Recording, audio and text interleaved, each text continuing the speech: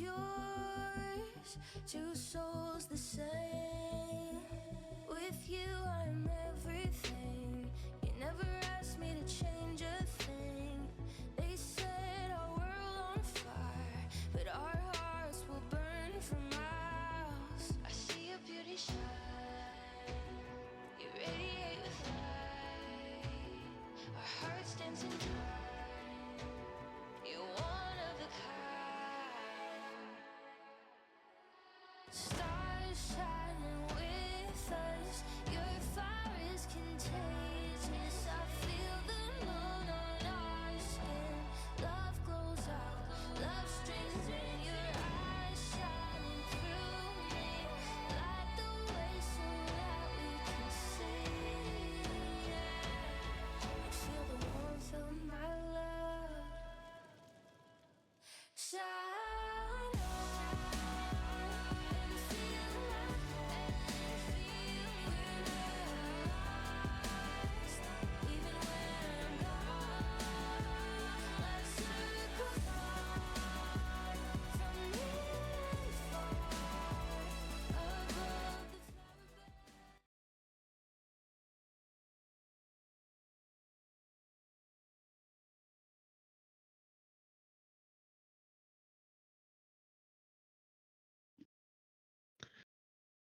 Hello, everybody, and welcome to the lower bracket semifinal between Assassin's Creed and Wacky Wraiths. I'm Mike, and today I'm joined by Highside. Hi. How are you doing? I am looking forward to this series, I have to say. I mean, coming out of the regular season, this was supposed to be the mega matchup. They already had like a little bit of a meet in the regular season. Best of 5, 2 big teams. This should be a banger series. I mean, I think everyone expected these two teams to meet, but honestly, everyone thought it might be the upper bracket final and not the Yeah. lower bracket semi. Exactly. So, yeah, that also means one of the teams will leave the tournament today. That is right. Both teams did not make it into the upper bracket in even their first match. The Wacky Wraiths lost to Limod's and Assassin's Creed against QTE. And the lower bracket run, I wouldn't have called it difficult so far for them. But now they're kind of at an end point. Only one of them can make it into the lower bracket final. I mean, Wacky faced us in the lower bracket, so I would say it was quite difficult, but I agree. Of course. No, but to be honest, I think both teams just underperformed till this point, at least in the playoffs, because both of them played a pretty good regular season. That's why we ranked them so high. But I think both of them are still top contenders for the titles. I mean, yeah, this is what playoffs is all about, right? It doesn't matter how consistent you were. It's going to come down to the next few days, next few games just today. On matchups, is there anything you're looking forward to seeing today? Honestly, I think top lane matchup will be quite interesting. All memes aside with the island and the weak side. But I think we have two very consistent and mechanically pretty good players on top side. I don't expect the teams to play for them, but I think the 1v1 will be quite interesting. So we're already booted into draft. We saw the B1 Tristana from Wacky Wraiths. And Assassin's Creed is looking aggressive with a Kaiser Vi. Rel? This could be a Rel Ivan. What do you think? I like the idea because both Ebbe and Büttner played the Tristana, so it's a flex. And Tristana works quite good with Rel and Ivan, but we see the Wukong here. All right. I mean, Talia is locked in. I'm surprised we're not seeing something like an Ari. they're not going full deep down mega dive. Although Talia does have the utility of the ultimate to still go in. I don't know. Would you have preferred an Ivan here over a Wukong? I feel like this is a very different decision, especially when they know they're going to be playing into a hard engaging team. I see the point of Wukong because I think you're a little bit more flexible in your last two picks. But I think if you wanna commit to the Tristana and you wanna give her all the money that's possible and you wanna make her the hyper carry she can be, I would have preferred the Ivan, to be honest. Yeah, I think Ivan could have been a good pick here. We do see Mbessa bans and Gwen Galio's hovered from A&G. I'm not sure how long they're going to keep up the flex here on Tristana. I mean, they see the Talia, and AG is going to have to pick either top lane or support on 4. Either way, where do you think this Tristana should go? Knowing the players, I think I would put her on bot lane because I think Büttner is quite a very good Tristana player. Ebbe isn't bad as well, but if I had the choice, I would prefer Büttner on Tristana. But on the other hand, you forced the Galio ban with Tristana, so assassins are quite certain it will be Tristana bot lane. Right. If you don't have a good counter for the Tristana, for the Talia, I think Tristana would be quite fine in this matchup. Do you see the Rakan locked in? I'm going to say I really like what AG is cooking here. I'm fully on board with it. I'm a bit scared with how Wacky Wraiths can respond to this. Orianna has hovered. That would be a nightmare matchup for Talia. Or at least from what I know. Yeah, I would It is agree. locked in. I think Orianna is quite a good pick. It's also good paired with the Wukong. Also the Rel, of course. Tristana could, in theory, jump in, but I think with the enemy comp, you don't want to all in necessarily, because assassins only know one Ray in this draft. They will just dive into you. So Nara is locked in. They chose to go the route with the Wukong instead of the Ivan, and they went Ori and Na. So both teams are going to be just fully smashing faces into each other. This is going to be an aggressive game 1, I think. But do you like the Wukong pick now? Because I would have preferred Ivan in this draft. So we do see Rakan and Yone coming out afterwards. I think in general, an Ivan would be really good here. I don't think they would mind either way. Having Ivan into Vi and Kai'Sa is always a nice pick. It can be a problem if it's abused early. But with the Tristana going in bot lane, I think that's a decent matchup into Kai'Sa. I don't think Kai'Sa can get early prio. I don't think Talia can get early prio, depending. I mean, Wacky Wraiths could have countered. So invades shouldn't be a problem on an Ivan. But other than that, well, I mean, it has to come from a place of confidence, right?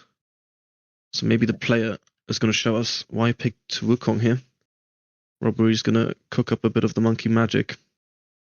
I mean, Robbery is a good Wukong player, but he's also very good on his Ivan, so both of them are comfort picks for him. So maybe he just thinks Wukong is better here. I don't see it at this point, to be honest. Mm-hmm. But of course, if he plays it out well, it can work. Plus, never mind. Vi was already locked in. I wanted to say it's a takeaway from maybe, but he already picked. The Vi mirror matchup would have gone crazy. That would be an insane series.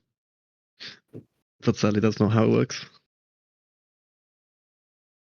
Looking at the overall drafts, I have to say I prefer what AG cooked up here. I think the Kaiser, Viatilia, Rakanyon, this seems like a team that's going to work together quite well. Like a team that this just looks so picture perfect, like such a standard draft you would pull up with Vi and Kaiser. And Wacky Wraiths, it's going to come down to execution, of course. But I feel like they're going to be relying on trying to coast through the early game a bit, where I'm not fully convinced that's what they want to do into AG. What do you On think? terms of drafts, I agree. But I think the big problem for Assassin's Creed is that the enemy bot lane, so the bot lane of Wacky Wraiths, got Rel. That's by far the most comfort for Elrad. And Tristana, which is, yeah, I think at least top 2, top 3 picks for Büttner. So they gave away the comfort picks. But honestly, I agree with you. I think I like the AG draft more as well. Because it's just straightforward, you know? You have an idea. Yeah. Yeah, go on. No, like looking at the name tags with it, Tristana, Rel, Wukong especially, like there's a lot of comfort picked on the side of Wacky Wraiths. Where AG, I don't know if most of these champions are like super comfort for them, but I feel like they paid much more attention to how the team works and cohesion, which I like, but that can only get you so far if the enemy team is going to hand stiff you on their most comfortable champions. Yeah, I think you're right. If you just look at the drafts, as I said, AG might be favored, but it will come down to the individual performance, I guess. But honestly, Yeah, do you know the Gnar versus Yone matchup? Because as I said, I think top lane will be quite interesting. And Yone, last pick into Gnar, is it good? I mean, he picked it seemingly quite confident into the Gnar. Yone is obviously always kind of a fully skill reliant champion. Like an insanely good Yone can always pull off any kind of lane, really. But from what I know, Gnar is not a good matchup for the Yone. So I'm not sure if this is ego or like picking for the draft and the rest of the team, or where this is exactly coming from. But I'm gonna say I'm curious to see how this goes. I mean, as I said, I think Jordi is quite a good player mechanically. So maybe he will be able to pull it off and just outskill his opponent. But I also thought Gnar might be winning here. At least it will be a hard matchup for the Yone. I mean, I think on paper, for sure. I think on paper, if you just look at both players playing it optimally, I think Gnar should be in the advantage.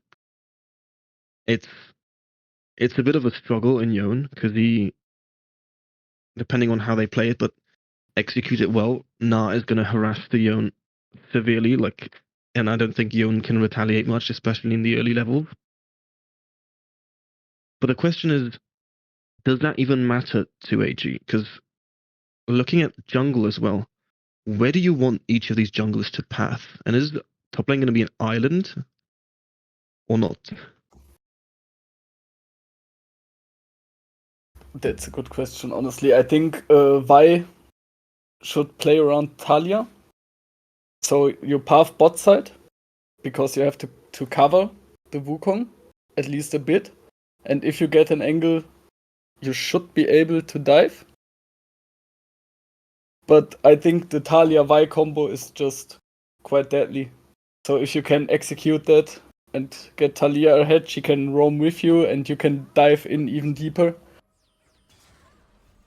Yeah. But I wouldn't play for top side on either side, to be honest. I mean, looking at it, the Vitalia is obviously a mega combo. You know, that's a standard thing. They have easy CC follow-up on each other. I think the junglers can really decide how bot and top lane go, like extremely here. You know, usually, obviously, the jungler has influence on how their lanes go. But looking at this with the champions and the nameplates, I think top lane is going to be quite volatile. And both bot lanes are probably going to be a bit more chill, at least for the first few levels. So depending on where each jungler decides to path, if they decide to path into top, I think we could see some really nice dives onto either champion. Yeah, for sure. Plus, both of them have quite good gank setup.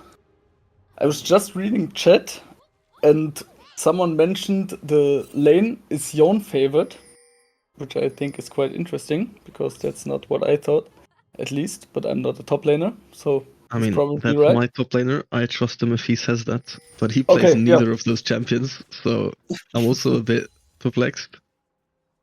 I mean, my top laner plays now, but I'm not sure if he's in chat. Probably if he would be, he would already comment now. We do see, yeah, top lane bit getting harassed a bit on the side of AG, but I am a bit, I don't know. I'm so tense right now because I'm looking at this game one, and I'm looking at two very well executed drafts, and I'm kind of just waiting for the point for the game to crack and just everything to explode, and I can't wait. I mean, we'll probably see a quite, a quiet early game. And at the point where the first few champions reach their power spike, I think from there we will see a fiesta. So we do see the map getting split. Vi is pathing into top and Wukong is pathing into bot. And Vi did get spotted by the Orianna ward. Top lane is holding up quite well on the side of Yone. It's not getting poked down too far. So there could be some interesting shenanigans going on there. We do see some nice QWs onto the Talia and mid. I don't know how to date this matchup looks like, but from what I remember when I used to play mid, this used to be a nightmare matchup for Talia. I think it still is. And not a mid laner as well, but just looking at the champions, I think you can just bully the Talia. Wukong does get spotted on the bot ward in the try.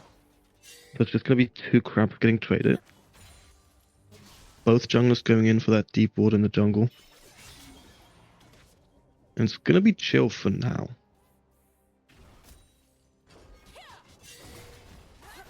Ooh. Do you see that on mid lane? Talia's forced to stay in lane. So the Orianna freeze is set up. That's going to hurt.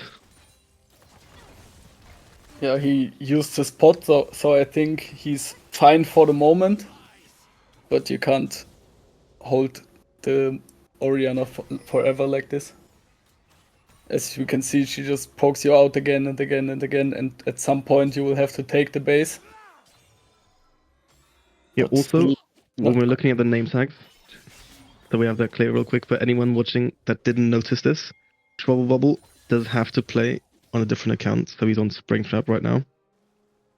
Just so name tags don't get confused. Yeah, go on. It is Vi rocking up to the bot lane. Zor's coming through on Tristana, but there's massive damage on Delph. The Rakan going down.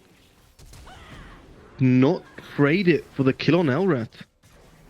That is 6 summoners used. But they pick up the kill in the 2v3. I was not ready for that.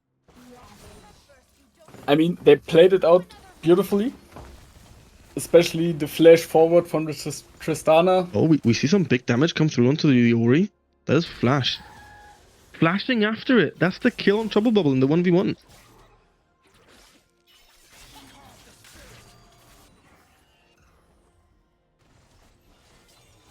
Robbery's rocking up mid, but I don't think he's going to be able to do much here. Delph is making sure that his mid lane is secure. And meanwhile, Assassin's and Creed are taking the first objective with the Drake. So they not Drake only going over to AG.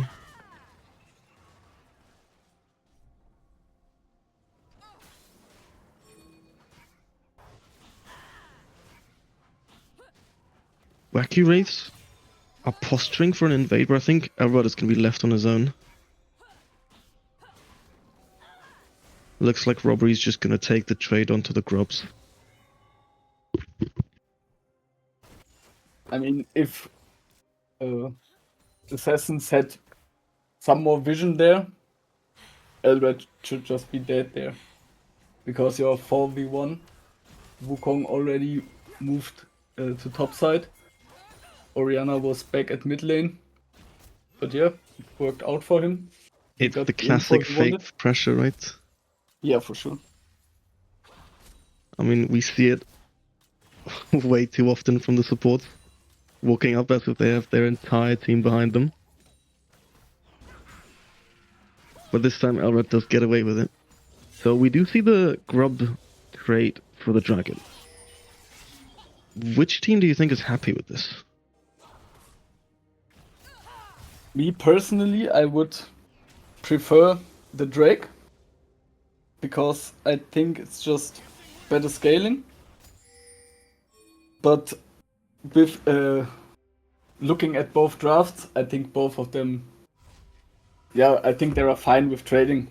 Because one team gets a little bit of scaling, the other team gets the push. And especially on top lane and bot lane, both sides can push turrets pretty easy. I'm not so sure about mid lane. But Yone love grubs, Tristana as well. So yeah, I think it's fair to trade it. Yeah, no, I have to agree. I think if we look at it just meta-wise, Dragons are stronger at the moment. But both teams can utilize the grubs. We do see some aggressive trading on the top lane right now. I'm just waiting for both of these top laners to bust out their ults and go for a solo kill. As we do have the bot wave crashing in. There is not much action on these lanes for when there's not a jungler there yet. So both teams playing quite patiently. Yeah, I think we will just wait for the power spikes, and after that we will get a Fiesta. And we already see Wacky Wraiths going up roughly 1k in gold, purely from CS lead, I think. This could get dangerous if they keep harassing them in lane, on all three lanes. Yeah, I think there's quite a lot of gold on the bot lane. Maybe we can check very fast. Yeah, we have 500 gold diff on ADC. It's probably not the role you want to be 500 gold down at this point of the game. Or at any point of the game, to be honest. Oh, we see the Yone ult into the Gnar. Gnar's close to Mega. The Q's missed. Yes, Q3 has to flash away. Oof, that hurts.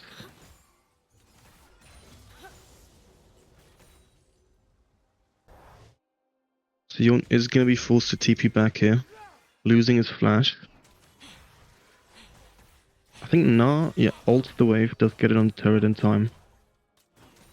It's a free reset. That is going to hurt in top lane. Yeah, he probably just underestimated the Gnar, or the damage he has at this point.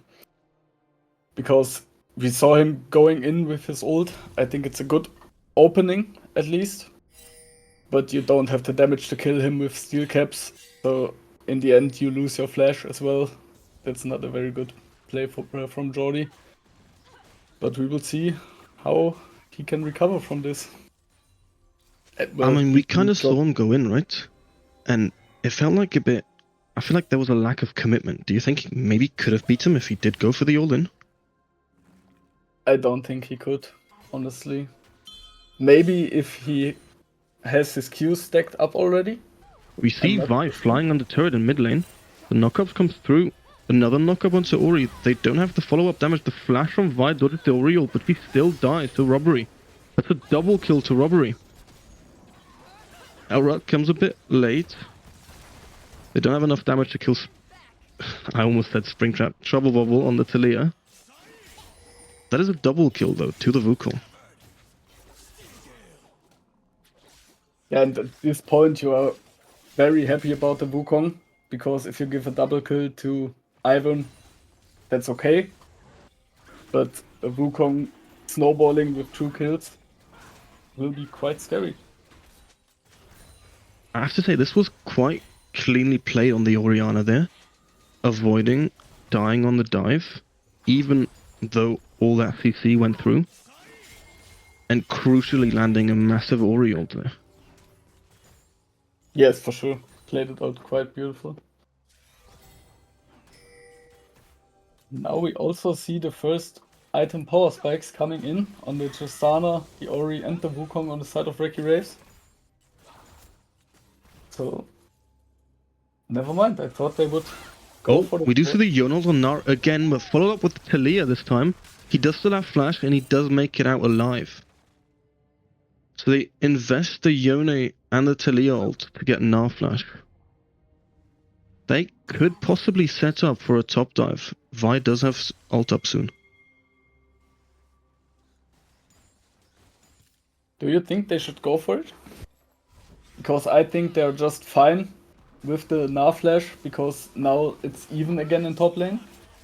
So maybe it's... Dory does get cancelled. He has to go for the all-in here. Or Detlef just lets him go. I think he could have killed him there, but Dory gets away with his life. There's a massive 3v3. Huge ult from coming through onto Trouble Bubble, but he's 1 HP. Surviving with the shields he gets from his Rakan. So we see ults invested. Vi ult coming through with the Kai'Sa follow-up. Enough damage to execute the Ori. Vi going down, and Kai'Sa is free hitting.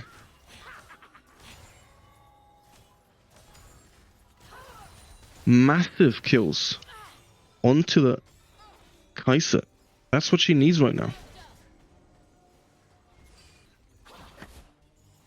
Yeah, it's quite unlucky that Talia just walked out on 1 HP, but it was a beautiful turn on the side of Assassins and Greed, and that's just what they want to do with this comp. Dory also gonna go down to an easy gank, no vision, does get punished for it immediately. See Butner jumping onto Trouble Bubble, flashing the knockup through. Oh wow, through the health of Rod of Ages, he still manages to kill the Talia. That was massive. The gold lead is getting quite big. Yeah, that's what we talked about in the beginning. That's just the confidence on your comp for champs. Because if you had asked me, I would be quite sure Butner couldn't kill him there. But he's just like, yeah, go in, I will kill him, and I will walk out just fine.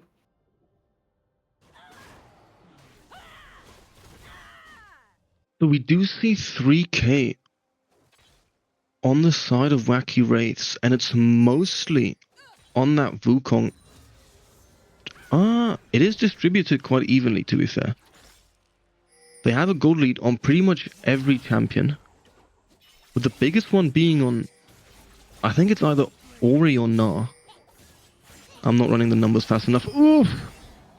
Yone ult missing and he has to flash away. Does he stay alive? He is on the wrong side of the lane right now. This is a standoff. Gnar still has ult. The Q lands. Doesn't push him into the turret, into the wall. No stun follow-up.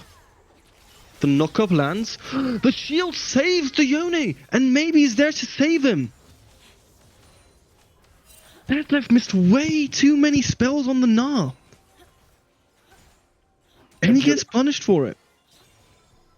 Again, it's quite lucky that he survives there, but in the end it's, again, just beautifully played by Assassins and Greed.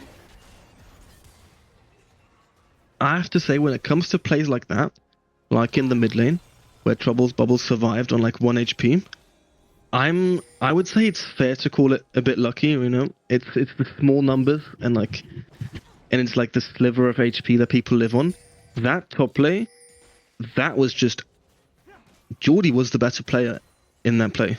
He dodged the spells, he got his W, and he got his W just right before he should have died.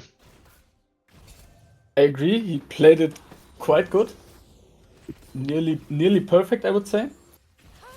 But of course, you're always a bit lucky if you come out on 1 HP. That's my point. That's not to be underestimated. It's when they do the tiny HP or armor buff in patches, and you see the little bit of a difference. Now we do see AG entering 3v2. Yone getting bursted down though by the Gnar Wukong. This Wukong has a lot of gold on him. The stun comes through, maybe going low on Vi. Robbery does decide to finish up the Herald though, as on the other side of the map, Budna is not... he's slowly... Alright, he does not make it out alive. Rakan does use the flash to secure the kill. I don't think he's gonna make it out alive though, as the Orianna is flash ulting to get the double kill on the AG bot lane. As in top lane, another fight is still going. Gnar going low. Talia cannot secure the kill though, yet. And the spot lane play was quite a disaster for the side of Assassins. You invested both of your flashes. So Kai'Sa flashed over the wall.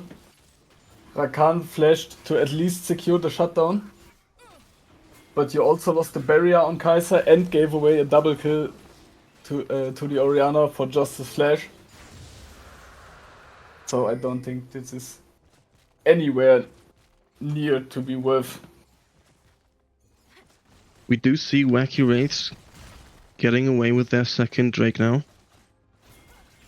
Rubble Bubble trying to chip away on that top turret, but they're going to lose mid turret for that. That's the mid tier 1 falling for the top tier 1.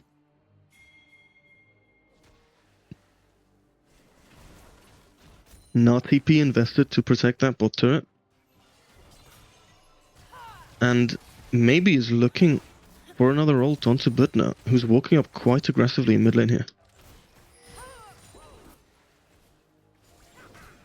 Ooh, we see the Rakan face checking into Wukong. Does not get punished, only chunked. I think Wacky Ace is fine with just coasting until they can force on the next objective. See another turret fall in bot lane.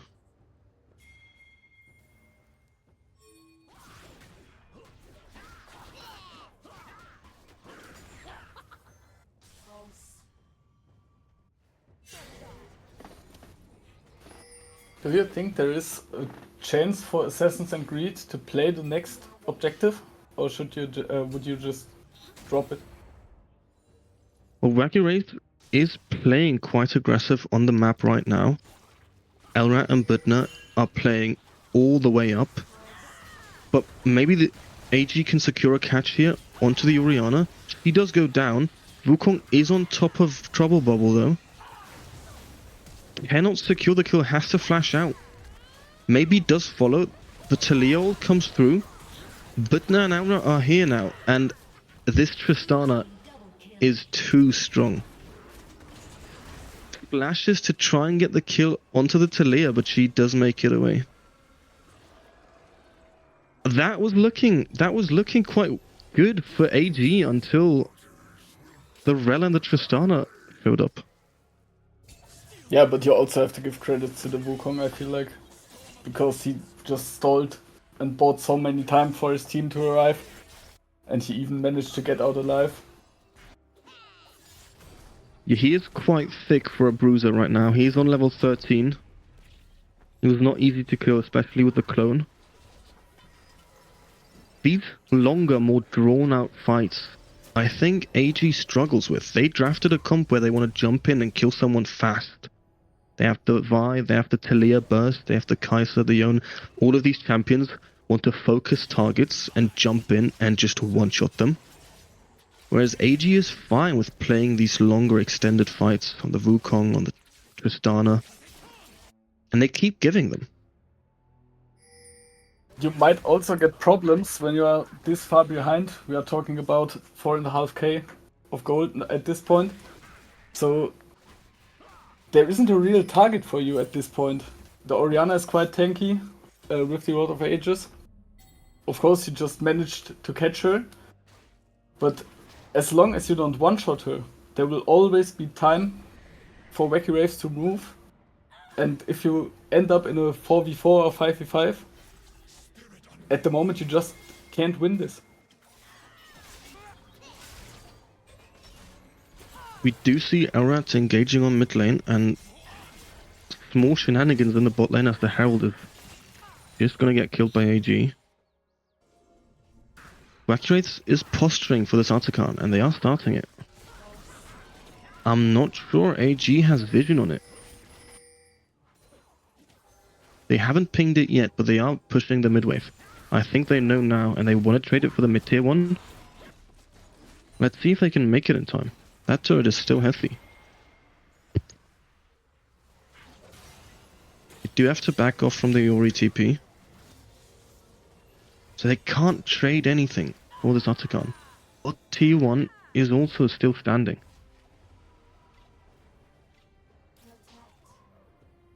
Yeah, it's looking very rough for SNC. Maybe an I won't leave looking for the resets so they can come out on this dragon. Tristana and Gnar coming out of base. Elrat a little bit late on his recall now. Does cancel it. I don't think he is allowed to recall. It's a bit too late with the dragon spawning in 10. Maybe trying to approach the dragon through the river, through the jungle.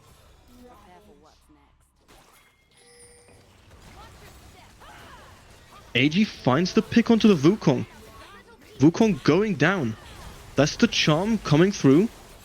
Elrat with a massive ult. Geordie diving into the backline, but he can't stay for long. And Elrat goes down. Both Robbery and Elrat are picked off. AG is going low though. And the 3-man combo of top, mid and ADC could 3v4 here. I think AG is waiting for the TP from Geordie to come through. Out of base, he should be full HP again, and Wacky Wraiths has to drop the dragon, going even for 2-2. 2 for 2 Drakes now. Yeah, that's just what you were talking about. If they manage to find picks like this and can execute it fast enough, they will get the advantage. So yeah, but honestly, I think Elrat, I don't want to say inted there, because his ult was very good. But he just got countered by his Trouble Bubble, who just zoned all of Wacky Wraiths with his ult. Yeah, the Rel was a bit on her own, jumping into the backline there. We do see Robbery finding an engage onto the Talia here. Trouble Bubble likely going down to the Ori as well. TP is invested on Gnar. We see 9 people on the bot side right now, 10 counting the dead one. There's not too much going on. I'm not sure AG wants to take part in these small fights that Wacky Wraiths keeps looking for. Yeah, I don't think they can play this kind of team fights.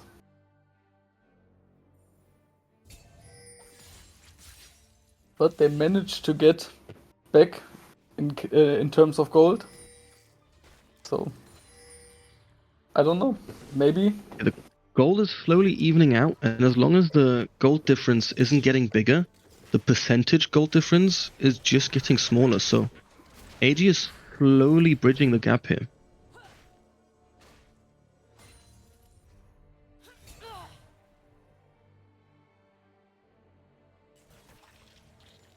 In terms of levels though, looking at these ADCs, what do you think? I mean, I'm looking at a 2-level difference and a 4-in-1 Tristana with 2.5 items.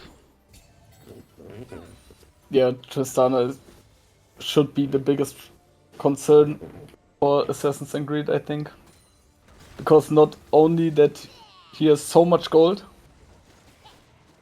but he just played it out so well till this point. And it's quite a safe AD carry. He just got his flashback. He has his W, and he also has the rel to protect him. That was pointless. Won't be Yeah, easy. Tristana on 3 items now as well. Ooh, we do see the Ori isolated here. Both knockups missing though. Ori ult hitting both Yone and Vi. Usage and maneuvering quite safely. We do see the Kaisol coming through. Do they have the damage to secure the kill? They do. Maybe has to flash for it though. Arat is tanking. He's big. Yone ult doesn't land on the Tristana, but the Rakan makes it onto him. The exhaust is slowing down the Tristana, and she goes down to the Kai'Sa. Talia and Kai'Sa still alive. Kai'Sa can't execute the Gnar. No ult on either Gnar or Wukong. So Trouble Bubble could decide to chase here. The E comes up. W misses. Flashes. And oh my god, we see the Pentakill coming through onto Detlef. That is massive. That is a Gnar Pentakill. I don't remember when the last time I've seen a Gnar Pentakill. I don't remember any Gnar Pentakill, to be honest. I mean, that was a back and forth in that fight. It was a bit shaky in the start when both the Yone Q and the Vi Q missed onto the Orianna, but they decided to keep going. But, I mean, as we mentioned earlier, these longer, more drawn-out fights are not in the disadvantage of AG. Yeah, I mean, on one hand, you got the shutdown on the Tristana, but you invested so much time and so much resources for it that you didn't have any answers left for the Gnar. Or the Wukong as well. He also survived. He also had a huge impact on the fight. But you just can't ignore the bruisers if they are, fat like this. They will With just the run you Drake down. coming up in 15 seconds though, I think AG is happy having traded summoners. They still have flash on the Rakan. So this is going to be a bit more of a vulnerable fight. We do see the engage coming in. Talio wall placed. Gnar is stunned. The ult lands though. Massive Yone ult. Do they have the damage? They don't seem to. Wacky Wraiths is just running them over. Robbery goes down. The Vialt investor. Massive Orianna ult. Landing on 3 man. And that is the fight instantly over. Usage shuts it down. Yeah, it feels like every time assassins find their opportunity to fight, it's either robbery or Usage just finding the ults and just interrupt them completely. That was a huge Orianna ult. I mean, I have to say, looking at how this fight started, it looked quite advantageous for AG, but they just seem to lack the damage. They are trying to burst these single targets, and after the full combos are coming through, people are still on half HP or more. So Wacky Wraiths is not in danger whatsoever.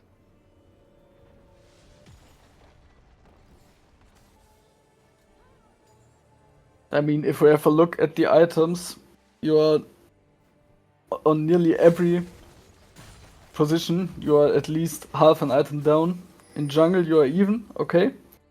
But on top lane, you're Yeah, we can see it here. 1.5k gold behind on top lane. We have even jungle. Okay, only 1k on mid lane. Honestly, I thought it would be more. 1k on bot No. lane. Yeah. We do see Wacky Wraiths desperately trying to defend their mid tier 1 as they keep bouncing in between these lanes, posturing for the Baron. You have the vision set up now. It looks like AG is not going to contest it though. Delph gets caught on the Rakan, and that's the trigger for Wacky Wraiths to start the Baron here. The Gnar secures the kill onto Talia and he's gonna be able to getting dove on by Vi and Kai'Sa. I was about to say he's gonna be able to save some time here for Wacky Wraith. He does get shut down quite fast. This Gnar has been putting in work in the mid game.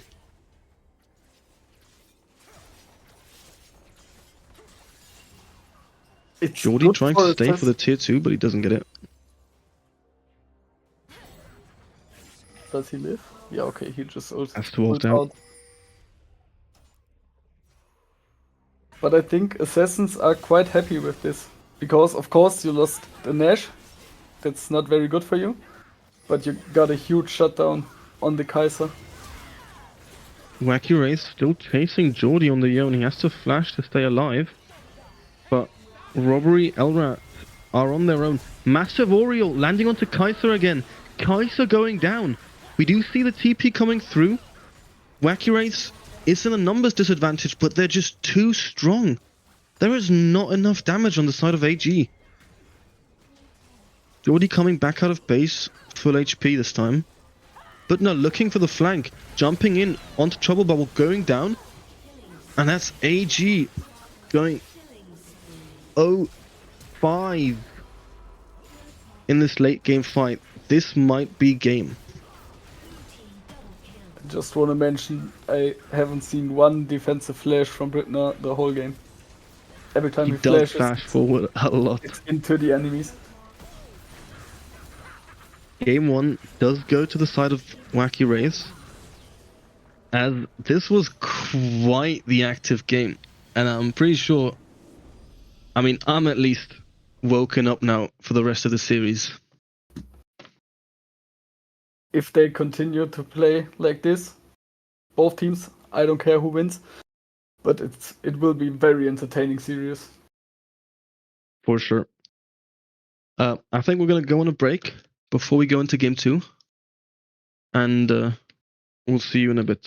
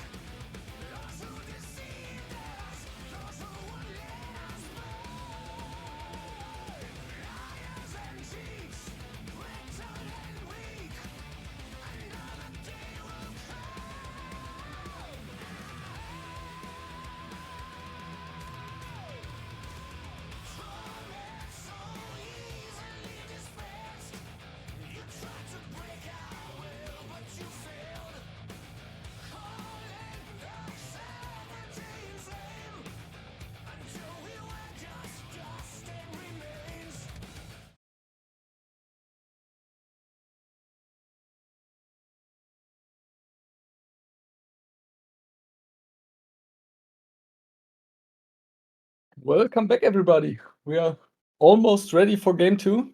I think it's safe to say game 1 was an absolute banger. At least that's what I think. I'm once again joined by Highside. What do you think about game 1? I mean, game 1, it was quite exciting. There was plenty of fighting going on. I think what we expected from the draft. I want to say Wacky Wraiths executed what they drafted better, so they definitely deserved that win. I'm excited to see what we're going to see in this game 2 draft now.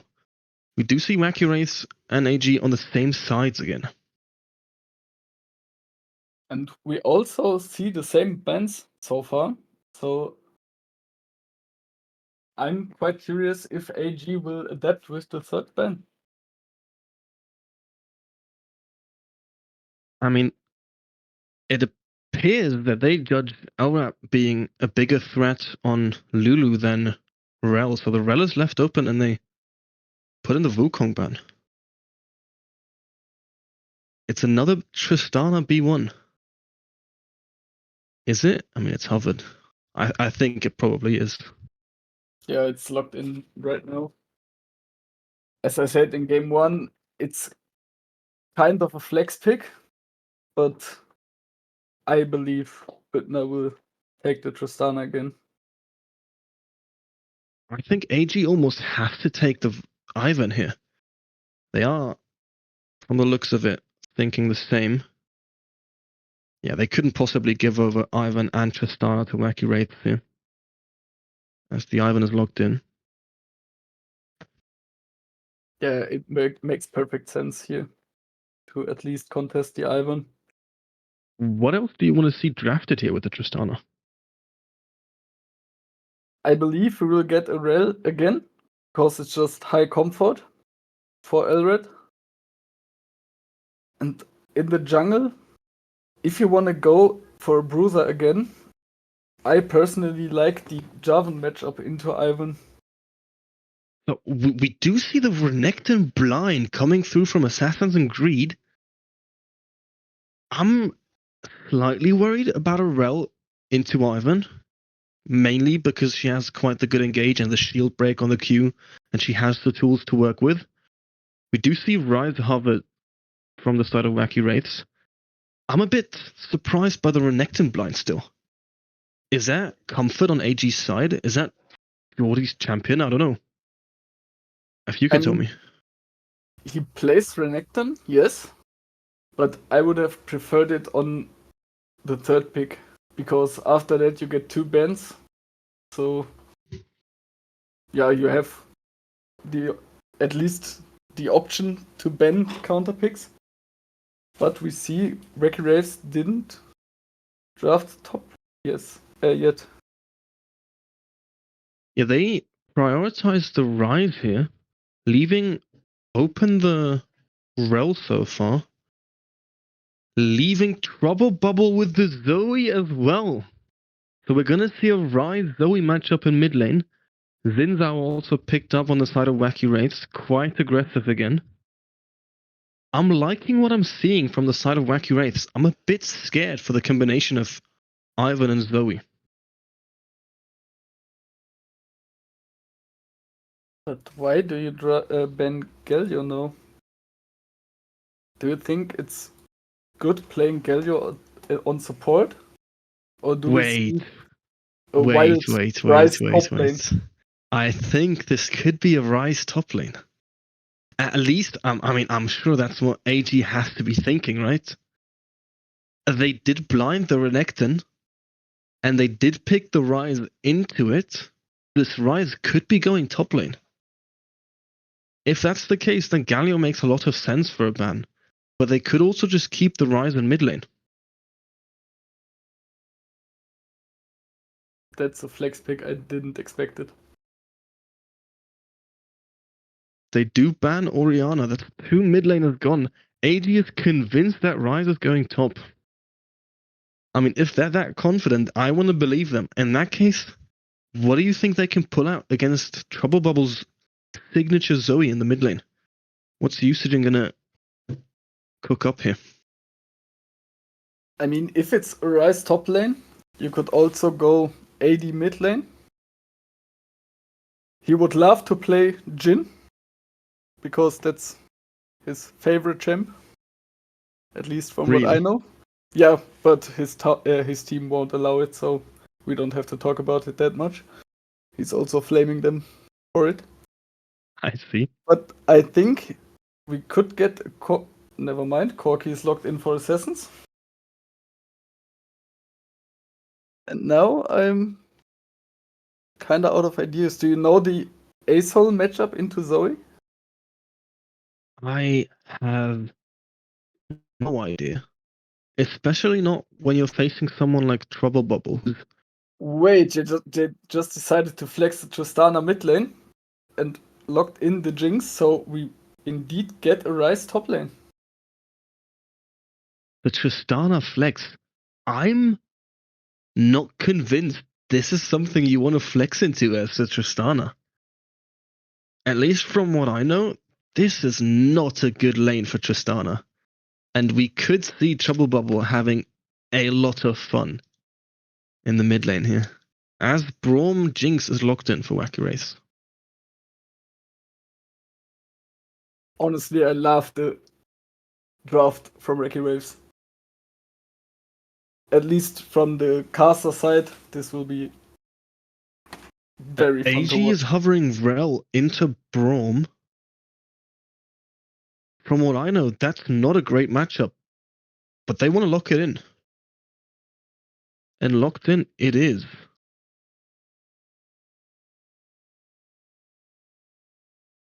So we're looking at the Ryze top lane, the Tristana mid, the Jinx Braum bot with the Xin Zhao jungle on the Wacky Wraith side. Quite the champion acrobatics they pulled off here in the draft. And we have the Ivan, Renekton, Zoe, Corki, Rel. It's the easy front to back standard draft that I think I would expect more to see from AG. I am looking forward to this Zoe. I'm looking forward to what Trouble Bubble is going to display here.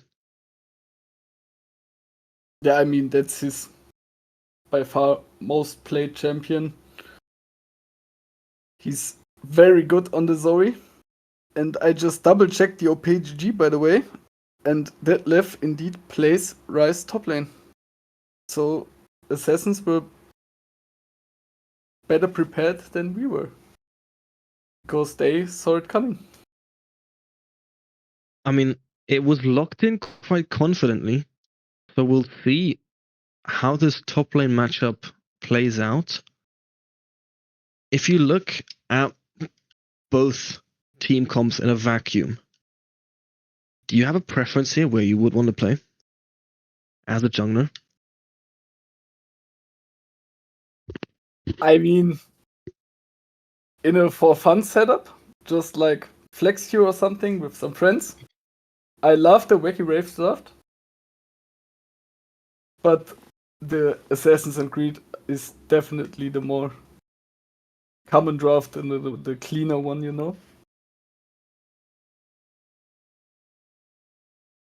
I'm gonna say I really like Wacky Wraith's draft this time. The Braum goes insanely well with the Tristana Xin Zhao, and the Jinx obviously likes that safety too. If the Ryze can do well in lane, which I'm expecting him to be able to, I mean, I've picked quite confidently. You have a mega scaling top laner and plenty of AP. And on the side of AG, you don't really have big tanks to build that much armor. You're gonna want to build as much armor as possible on the Renekton and get that arm guard on the Zoe maybe. But I think what AG drafted up here with the Ivan, Renekton, Zoe, Corki, they're lacking a bit of the DPS that you want playing with Ivan. I'm a bit worried, as much as Zoe is the signature pick here, that they're going to lack damage into Wacky Wraiths.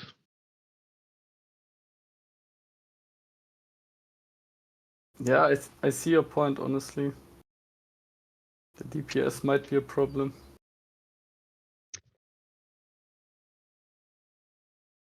I mean, putting on the nameplates, I'm excited to see. I mean, I don't want to put anyone down here, but I want to see a mid Grand Canyon here from Trouble Bubble. I want to see a masterclass in Zoe. I want to see these bubbles flying and people dying in their sleep. That's what I'm looking for in this game. But I'm a bit worried with the Tristana Xin Zhao and the Zoe Ivan for the mid 2v2s. Wacky Wraiths has a lot of pressure they can apply. And if Ivan ever gets invaded, that is a nightmare. Yeah, plus you should always get Prio to invade the Ivan, at least topside, because I don't have any idea about the Ryze Renekton matchup, but Ryze can always one-shot the wave at some point. Yeah, and Tristana just does the same on mid lane, to be honest. But as you said, I'm very excited to see Trouble Bubble play his Zoe. I mean, looking at how this draft really folded up, the Tristana flex was used quite effectively. They had to take away the Ivan on the side of AG. They decided they wanted to confidently blind pick the Renekton. I think Wacky Wraiths are quite confident with their answer in the Rise. They immediately locked it in. Xin Zhao is a great blindable jungler, also just great, in the current meta as well. Xin Zhao is doing quite well for himself. AG decide to lock in Zoe on 3. I can't say this enough. I need to see a masterclass on Zoe this game. Otherwise, I'm worried for this Ivan to be all on his own without plenty of follow-up. They blind the Corki, taking it away from Wacky Wraiths, so they don't have the option to picking that and putting Tristana into bot lane. Now, what I'm really, really not liking, though, is the Rel into Braum. I mean, that should be a terrible matchup. For you, what do you think? If you say so, I have to agree. Honestly, in my head, it was fine. It was not very good as a counter pick, and that's what you want if you pick your support on red 5. But I didn't expect it to be that bad. I mean, Braum is great at blocking that Rel engage, or whenever Rel does engage onto them, Braum always has that wall up, and there's not much damage coming through. And it's just the disengage from Braum is so good into Rel, who just wants to deep dive into the entire team. She can't really pick him off. She doesn't really have great interactions to work against him. She needs to follow up from her team to land onto whoever she jumps on. And with that Braum door being put up, it's going to be difficult for that damage to follow. Especially with the lack of damage here, at least the lack of damage that I'm seeing on the side of AG. I would have liked to see, something maybe a bit more unorthodox on the support. We haven't seen a Senna in a long time in the meta, I think. Even Bard could have worked, just to be a bit more of a nuisance. Now that I think about it, I think I would have quite liked Bard here. Sounds like a decent pick. I mean, you have 2 immobile carries on Ryze and Jinx, right? Quite ultable targets. Bard is not going to be that easy to get picked off, especially as free of a lane he has against Braum, as much as he can abuse him. And playing with a Corki, he also wants to play aggressive in the early levels. We are loading into the game now, so we do get to see how these teams execute their drafts. On the jungle side, where do you want to see these junglers go for their first clear?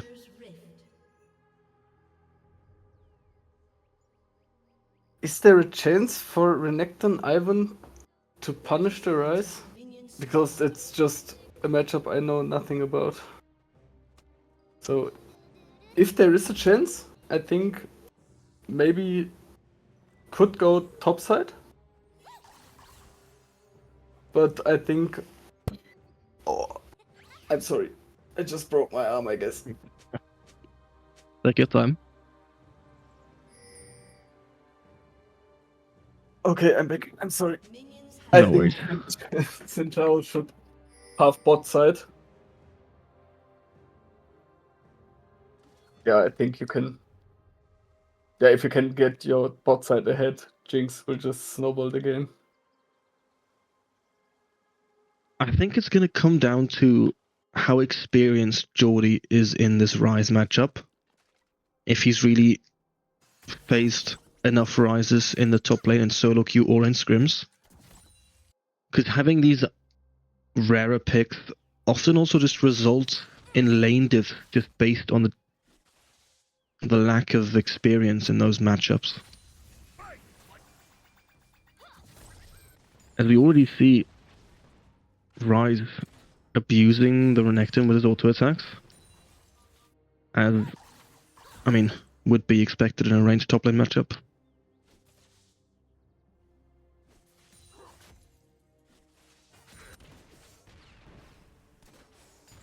I mean, Wacky does keep stepping up and hitting those Q.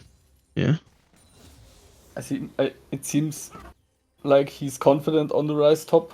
So, as you said, he just insta-locked it. So he will know the matchup. We see some aggressive trades coming through from Trouble Bubble. I want to say I'm almost proud to see this guy. You know, people always have high expectations when they play their mains, when they play their signature champions. Just 3 minutes into the lane, I think he's living up to his name at least. He's got this Tristana permanently under a turret. No more pots already. And looking for an early roam into the top lane. Geordie has set up the frozen wave. The stun comes through. Oh, the flash predict from Trouble Bubble! And the bubble lands and the kill goes on to Geordie. What an insane bubble from the side of AG. That was massive. Patient. I mean, the patience was rewarded, as it should be. Yeah, and that's just the confidence he got on his champ. That was just beautiful. We did also see, I really like it, that the Delph walked up to mid to hold his wave, as Wacky Wraiths is slow pushing into bot turret. So Corki is not even losing it that much, and neither is Trouble Bubble in mid.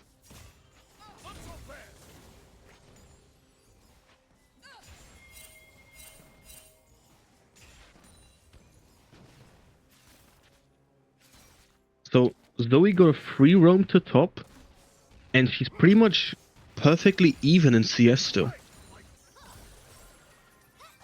As aggressive trades keep happening in mid. Trouble Bubble is looking for the all-in. He did have the ignite. It comes down to an auto-attack battle. And he loses. He didn't have items yet. With a double dagger on Tristana. That made the difference right there. It was so close. Maybe is trying to rock up on him, but Robbery's there to make sure his mid laner is safe.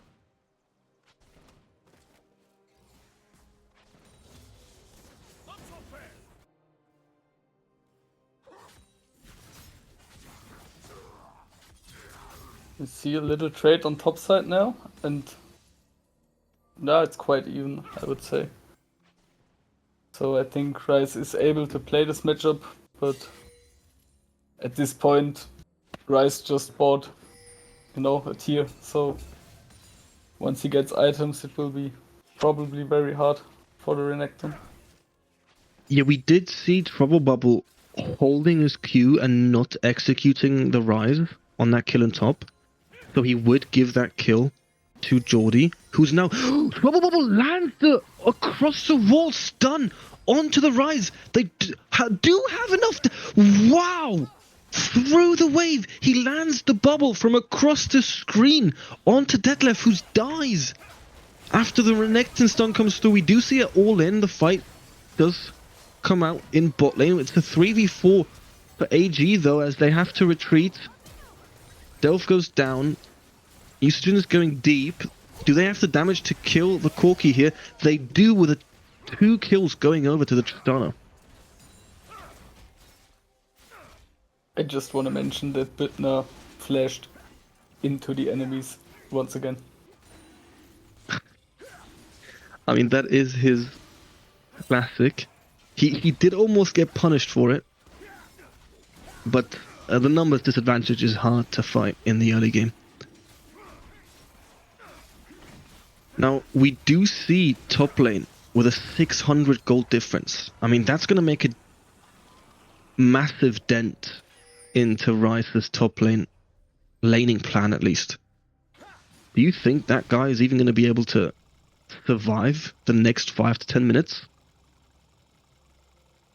Probably not, because I expect Trouble Bubble to just keep roaming, just to annoy him, just to buy Jordy some time. So he will, Detlef will have a hard time on top, but as long as you get the counterplay on the bot side, I think Wacky Wraiths is just fine with it.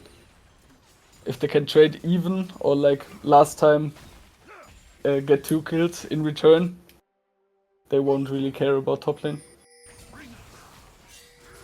Yeah, we do see Trouble Bubble putting in all that effort to try and get those leads on the side lanes and even on himself. But once again, Wacky Wraiths is sitting on a big Tristana, just this time in the mid lane instead of ADC. It does seem to be their strong champion.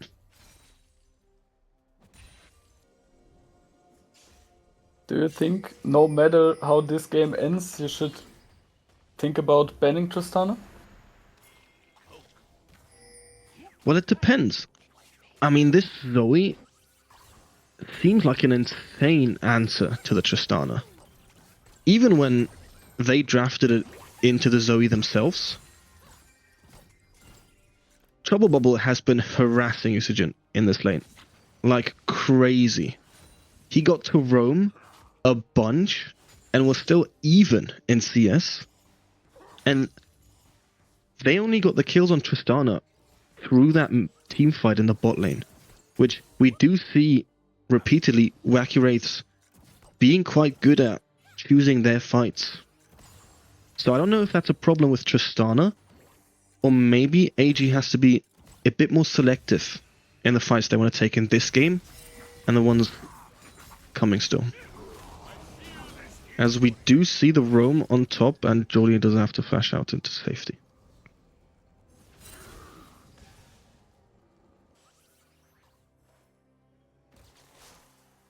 Top lane is looking quite rough for the Renekton, even though he's 20 CS ahead and probably a whole lot of money. We keep seeing these aggressive trades in the mid lane. We keep seeing Zoe and Tristana going low, and there's always someone to visit them in mid lane. But so far, each of them have been surviving. They have yet to be punished for this aggressive... Oh my god, as Trouble Bubble one-shots him as I say it. Usage gets punished for staying in lane with that low HP. Incredibly clean. Yeah, this guy is just absolutely an absolute monster on his Zoe. He plays it so well. Tristana does have to TP back into lane. I have to say, so far, this is what I wanted to see from Trouble Bubble, and I've not been disappointed. As Jordy TPs into top, trying to finish off the kill onto Detlef, who has flash. The Q doesn't reach. Jordy does still chase. Does call it off though. That was a close flash from Detlef. Jordy going deep now. I think he decides to just proxy the wave. He doesn't have to go and chase the Rise any deeper. Although Detlef does cancel his recall, he wants to play with the Renekton here. Recalling in his face. Jordy cannot decide if he wants to take the platings or find the kill onto Detlef. But I don't think... Oh! And the Q is fast! As Detlef doesn't have the flash anymore and the rise goes down. This is going to be massive. This is platings going over to this Renekton as well.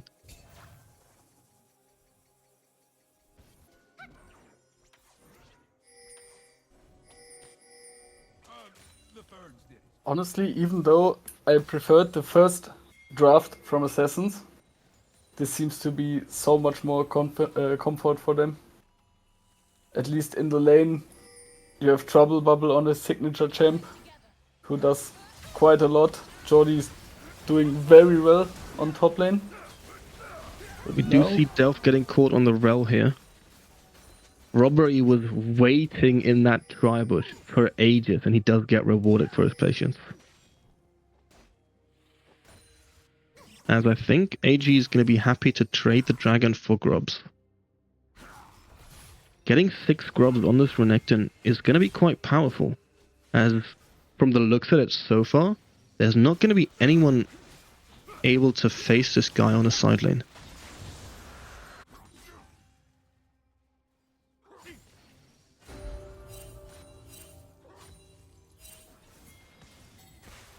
So Wacky Wraiths does pick up the second Drake. It's gonna be Hextech Soul, so the Hextech gates are up. Looking at the scoreboard, we have Trouble Bubble quite strong. We have the Renekton really strong. So this is the exact setup that AG was looking for when they drafted this team comp. The Tristana got the first 2 kills. But I would have to say, I'm not seeing the value of that yet. He's not been turning those kills into objectives or pressure on the map at least. Trouble Bubble landing out the bubble, but Usajin is safe in mid. I mean, if you compare this Tristana to Büttner's Tristana last game, I think he did quite a lot more with his gold. So I mean, yeah, for sure. Both of them were ahead at this point at the game, but it was just so much scarier with Büttner on his Tristana because he got plates, he got kills, and he just snowballed it. But that's no front to Usajin. I think Trouble Bubble just does so good in lane. He just killed him, solo killed him. And now I don't even want to blame him on the Tristana that he can't really turn his lead or his kill lead in the early game into much more in the mid game, because he's facing this absolute menace on his Zoe. I want to say he has to live up to what Büttner did in bot lane, but Büttner's he can rest easy knowing he doesn't have to face Trouble Bubble on Zoe. Yeah, for sure. This guy is just a psychopath on his Zoe. Now, we do see maybe spending a lot of time in bot lane right now trying to hold the wave for I Won't Leash. His cams are all up, so he's going to be pathing into top lane. And we do see the pinks coming through. I think they're going to look for another pick onto the Rise. If they find the kill on Rise here, this could be first turret in top lane. They do have the 6 grubs. Robbery does set up. They are waiting for them to engage onto the Jinx. As I Won't Leash goes really, really low, but they have an Ivan on their team. So the redemption comes through and he's above half HP again. Xin Zhao W misses, but they find the engage onto the Rel. Doesn't go down yet. There it is, that's the reset on to Jinx passive. Arak going low. There's the massive Renekton. Jordy is melting Wacky Wraiths. As Robbery also goes down. This is a 3-for-1 for the side of AG. This Renekton is huge now. Yeah, he also secured first turret before he TP'd down to bot. So he will probably have a whole lot of money unspent at this point. Yeah, and he will be an absolute unit once he resets.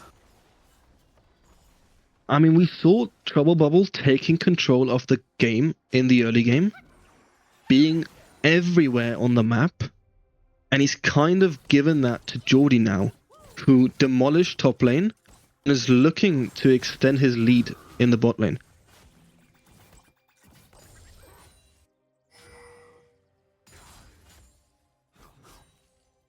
We do have Dragon in a minute, as lane assignments on AG are a bit uncertain.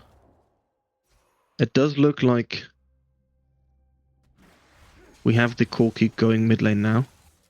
Wacky Wraiths starting up the Herald. AG are coming out of base, but it doesn't look like they want to contest it. They're just going to walk to this Dragon on the bot side.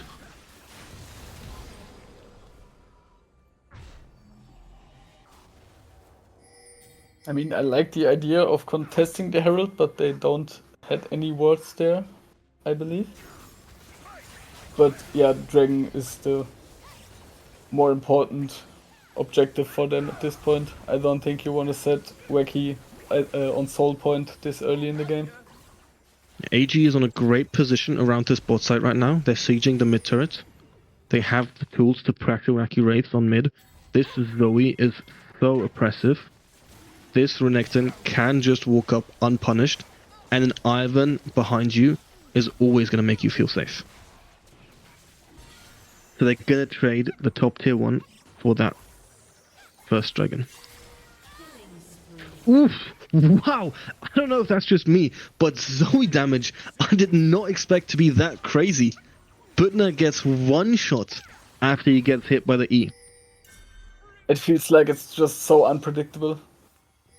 1 second you see a Zoe Q coming in dealing like what, 100 damage, and the next moment he just one-shots you. At least that's how I feel about this champ. I mean, he's been landing these bubbles as we see usage and engaging onto I Won't Leash, who makes onto the edge of the redemption that saves his life.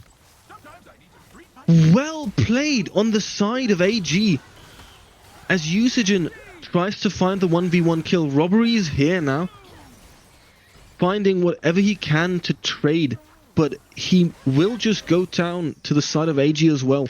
That was, I mean, I want to say an awkward redemption placing by maybe, but I Won't Leash made the best of it.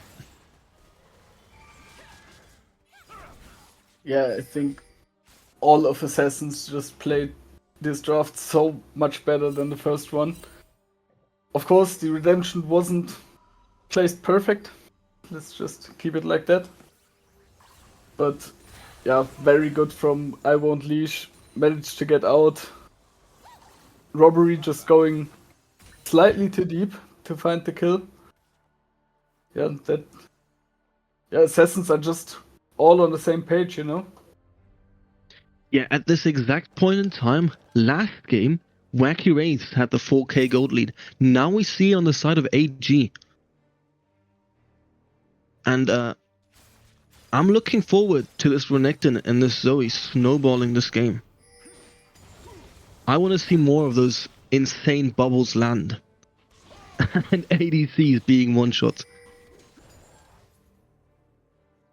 Yeah, I'm a huge fan of Hill as a person, of course. If he watches replay, I have to be kind to him. But also from his Zoe, it's just so fun to watch. Now, we do see bot tier 1 going down for AG, as Wacky Wraiths is shifting into the mid lane. AG want to get this mid tier 1. They need to start getting turrets and making use of their grubs. And I think they're going to be able to as soon as they get Zoe out of this side lane. She's going to push one more wave, and I'm expecting to see some siege on the mid lane. As Corki's pushing the mid wave, and Wacky Wraiths are rocking up on the bot lane with 3 people. Maybe he's face checking. Geordie finds the stun onto Detlef. He has the damage, but not enough to go through the Seraph's Embrace.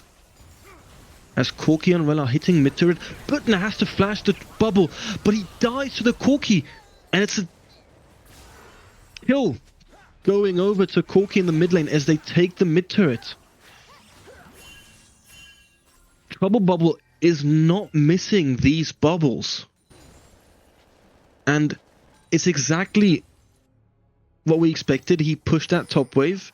He joined up in mid. They got the turret. They even got a kill as he lands another bubble onto the Tristana,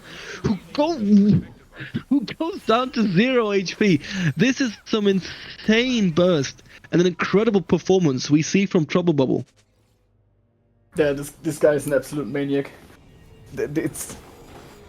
It's just crazy how good he is on his Zoe. He plays it out quite perfectly. And as I said, it's just so fun to watch.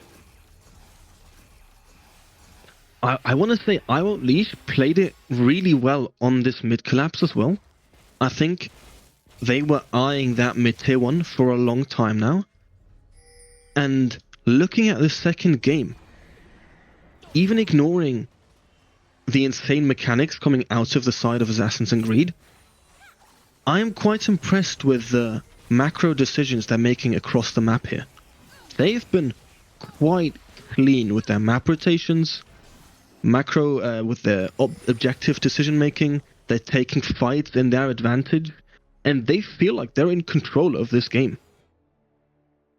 Yes, I agree. Also, at this point of the game, there's just no one who can 1v1 match this Renekton on side lane.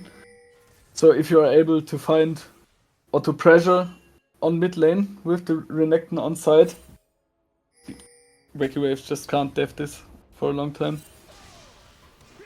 Geordie does spot Robbery trying to take his Krug. He decides to look for the 2v1, but he doesn't all in.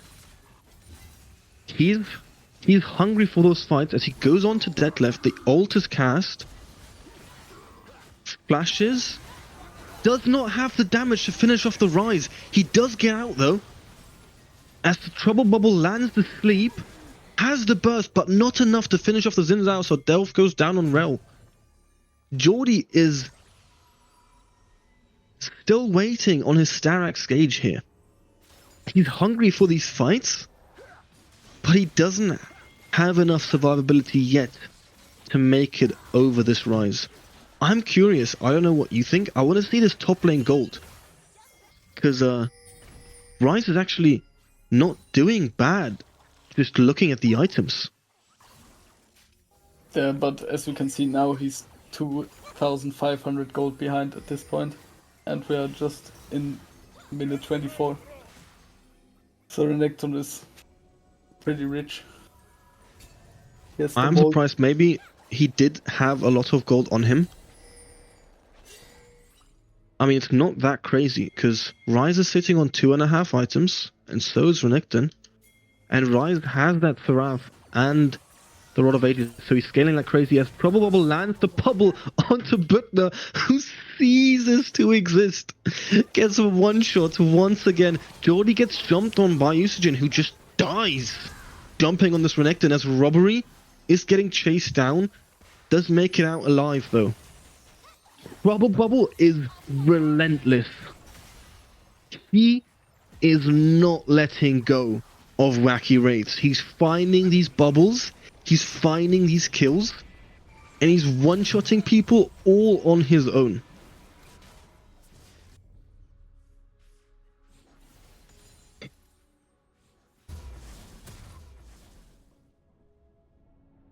Yeah, I think Assassins and Creed are definitely in control in this game.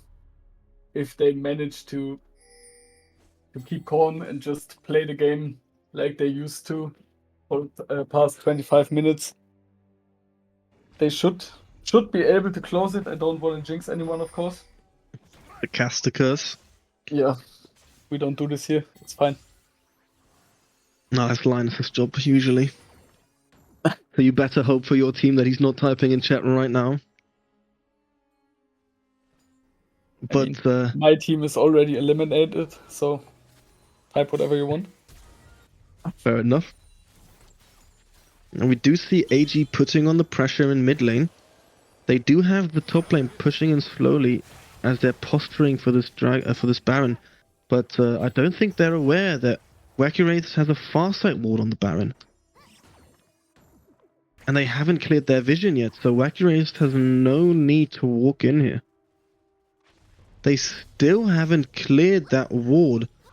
I think Wacky Wraiths is happy just coasting, not taking the bait.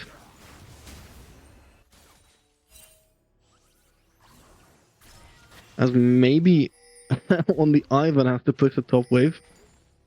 I mean, it's difficult. Where do you want this Zoe to go? She shines in harassing the enemy team on the mid wave. She does go in really deep here. We see enough damage coming through from the Tristana to shut down Trouble Bubble. As Jordy's TP comes through, the Redemption goes down. Jordy is still alive, jumping onto the backline. Butner this time flashes back as Wacky Wraiths picks up the kills with the Jinx passive chasing maybe in Delph now. Detlef can't reach for the root. This is an angle for Baron here. They do start it up. And it doesn't look like maybe we'll be in a position to steal it. He is posturing. Detlef does look to zone it. Baron's on half HP. Daisy comes out. Detlef is not taking damage on this Rise. I mean, what do you want from two supporters here? Maybe getting chased. There's solid damage coming through from the Rise. Maybe going down as Wacky Wraiths takes this Baron. And the game is looking close again. Yeah, also the Rise just collected his third shutdown. He's slightly ahead in gold now over the Renekton. There was also a shutdown for Usajin, I believe, the Tristana, right? Yes. So that's a whole lot of gold. I mean, before you keep talking, I want to say, deservedly so, there's going to be flame in the chat going on the caster curse. This did not wait to happen. They immediately went down. That's flash coming through from Trouble Bubble. They are posturing Wacky Wraiths for this dragon as maybe is still coming out of base. They have a lot of damage as this dragon is going low and Ivan is nowhere to be seen yet. Trouble Bubble has some solid poke from the side as Delph dives in. Geordie is in there with the Renekton ult. I Won't Leash is putting on some solid damage. He has the DPS to help his team here. That's what they need right now, the DPS, as they pick up one kill after the other. Wacky Wraiths gets away with the dragon, but they do not get away with their lives, as 4 of Wacky Wraiths members go down. Yeah, I just want to mention, of course, it's not a caster curse because we just saw assassins are good. Don't worry about it. Alright, of course, of course. I mean, yeah, we see 4 kills going over to the side of Assassins and Greed for the Rel being traded. It's a support, whatever. We do have Wacky Wraiths on Soul Point, though. What do you think about that? I mean, Hextech Soul is quite dangerous, to say at least. Plus, as I said, there is a lot of gold on the Rise now. So he scaled quite good without the soul. But now you're in a position where you have to fight the next Drake. Yeah, we do see Rise getting onto his 4th item now. I want to say this Rise deceivingly lost the top side. But he is insane. He's got his expensive Rabadons. He's got his fully stacked Rod of Ages. He is on level 17. And he's putting out the DPS that Wacky Wraiths desperately needs right now. Delph is looking to find Wacky Wraiths in the top side. Here he does find Robbery and Elrat. He has the follow-up from Maybe. As Geordie has a great flank onto Deathclef and Usage in here. They have the Uttercon on the side of Assassins and Greed. As the Braum goes down, Robbery has Ignite on him. He dies to the Corky Rocket. Geordie is still alive. No Uttercon used yet. The Rise ult cancelled, and they pick up 3 kills for the sides of Assassin and Greed. No one died, and they're in a position to siege.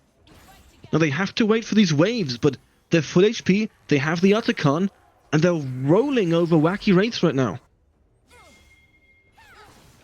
Yeah, the only downside is that you already lost Nash, because if you can secure the Nash now, this game looks pretty over.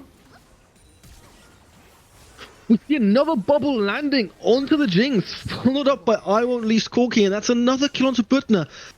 Butner is gonna be crying for a Zoe ban in game 3. He's been hit by these bubbles over and over again, and I cannot imagine this being fun at all. I don't know if AG? you ever talked to Till, but he is just laughing his ass off right now. I can imagine. AG, it does seem like they're not going to get too much use out of this Atakan. They will retreat. And we do see Robbery not chasing. AG is retreating slowly but safely, as they're now in a 9k gold lead. Dragon coming up in 1.5 minutes, but so is Baron. That's a pause.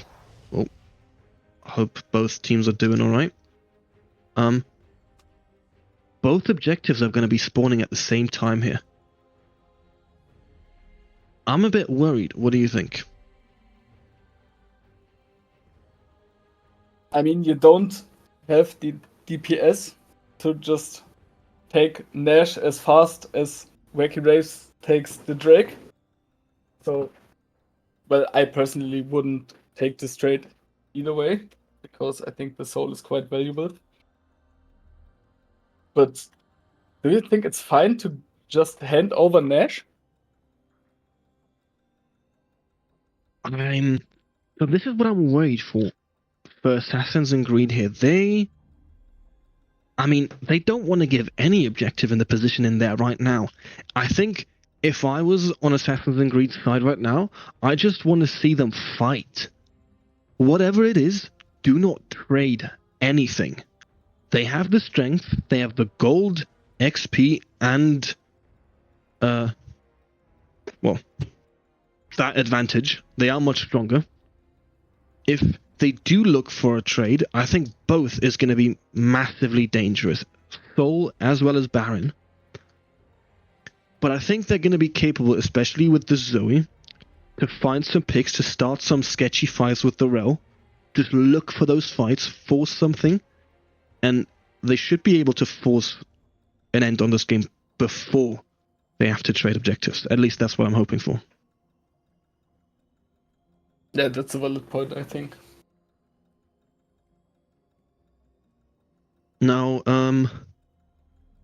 I don't exactly remember because I'm not looking at it right now, but I do think Rise has reached level 18, and Wacky Wraiths is slowly reaching some dangerous power spikes on their side.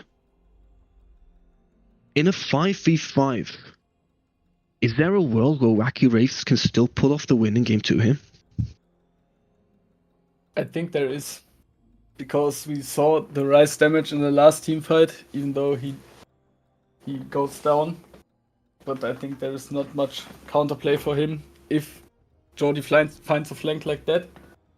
But if you can prevent assassins from these kind of flanks, and if you don't get hit by too many bubbles from the Zoe, and that's quite hard as we saw this game, I think there is a way for Wacky Wraiths to fight this. And it looks like we are back in game. We are back in the game. We do have the spectator delay, so it's going to be paused for a bit. The tension is rising. I am excited to go back into this game. I want to see Trouble Bubble pull off some insane bubbles again, because I'm afraid we're not going to see more Zoe in this series. It's probably going to be banned. Wacky Wraiths is positioned here to take the dragon, but they're not going to be looking for Baron at all. They are eyeing the soul. They are positioned on mid-wave here. Maybe is still disconnected from the team a bit, but he's coming in through River. Assassin's and Greed doesn't have the vision here, so they have to scout with the Zoe diving in, which is dangerous. They do have the Iron bushes, so they see the Braum here, find them with the bubble. Little bit of damage comes through. Wacky Wraiths is slowly being pushed out here. I think they're going to shift towards Baron. Now, is AG going to give them this trade, or are they going to look for the fight? Usagen in the pocket for the Raptors, looking for a flank. Neither team wants to turn on an objective here, as the bubble doesn't land yet, but Elrond is slowly going low, and the side of AG have the Ivan. They have the sustain. They do win the poke wall. So Trouble Bubble gets to keep looking with the bubbles. Robbery taking the crab. That's going to give them some nice vision. They can clear the wards from AG's side. As we do see Jordy popping, trying to chase Detlef, who does root him, not popping the ult. AG is not giving them a trade here, as the bubble lands onto the Jinx, who does hit the blast zone, so she is safe. Ivan has sent Daisy onto Detlef. The fight ensues. Jordy diving to the backline. Can finish off the rise as he goes down now. We have solid damage coming through from I Won't Leash as AG is slowly chasing down Wacky Wraiths, who does not have the damage to finish any more than the Renekton. In this banger performance from Assassins and Greed, they do take back Game 2 and they go into the rest of the series 1-1. So we have a lot to still look forward to. Yeah, that's just the game we wanted to see, because as you mentioned, Trouble Bubble won't get his Zoe back again. I don't think so. But it was quite an outstanding performance, not only by him, but his plays. You know, they always look this flashy. So, yeah, it's just an eye catcher. I mean, just assigning like a tiny MVP trophy for this game, it would have to go to Trouble Bubble, I think. Jordy put on a massive performance, but this Zoe was beautiful to watch. Yeah, for sure. Now, with this in mind, the game is even, and we'll give the team some time. We'll go into a break, and we see you guys in draft for Game 3.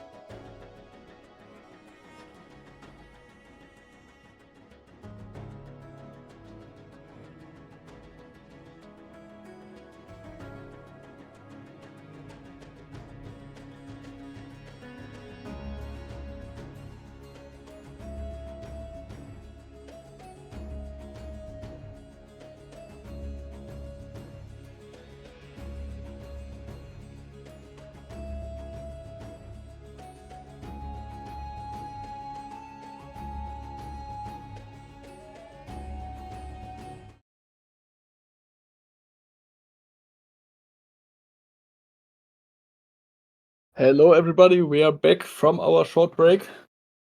And we just heard the teams are about to start the draft for Game 3.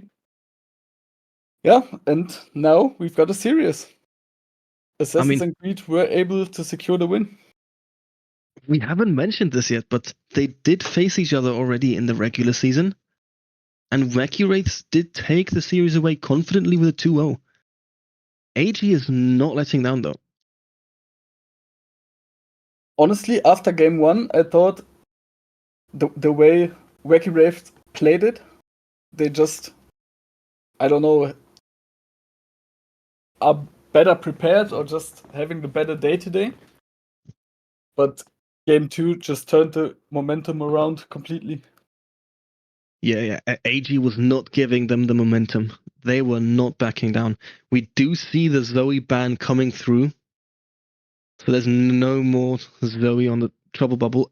Ivan ban as well from the side of Wacky Wraiths. So they wanted B1 the Tristana again, from what it seems. AG doesn't change up their bans, and the Tristana is insta-locked. Now, let's see what Assassin's Creed's response to the Tristana is. Ivan and Wukong are banned. What do you want to see here? Honestly, I think, especially now that both Yusujin and Büttner played the Tristana, it's kind of hard to predict. Xin Zhao is definitely a comfort pick for maybe, as far as I know. Plus, That is as locked said in. last series, it's quite good in the current meta. But how do you answer to the Tristana pick now? Do you just ignore it and say it's a flex overall and we just pick what's best for us? It seems like, because Varus is locked in. I like the Varus here. Varus is a great blind, and it works well into Tristana from what I know. Wacky Wraiths, having banned the Zoe, I think they can still flex the Tristana as much as they want to. Gwen is Harvard, which would be an insanely strong champion we have yet to see in the series. She is locked in. That's technically, I don't know if they play it, but that's technically another flex on the side of Wacky Wraiths. Yeah, I mean, it is. Robbery plays her as well as Detlef does. But I think it's slightly better on top lane at the moment. Now, Wacky Wraiths goes with the ultimate flex, pulling up the Corki. So no matter what, they get to choose where Tristana or Corki go. Gwen is also still viable to go either top or jungle, although I have to agree with you. She would probably prefer playing top lane here, as Xin Zhao is also not her greatest matchup. Nar is locked in. Again, a good response from AG, I like it. It's a champion that's a decent blind, just like Varus, and it would do well in theory against the Gwen here. I think the Rel is a must ban. They're hovering it, it does go through. Wacky Wraiths is for sure looking for some kind of tankiness on support here. So far, they've drafted a very squishy team. I would like to see the Leona on the side of Wacky Wraiths. We'll see. AG has another ban left. Wacky Wraiths takes away the Talia, which I think is a really good ban here. That would be risky to give over to AG. Now the question is, if AG doesn't ban the Leona, could they just take it themselves? I mean, they Because probably they do have could, the pick on 4.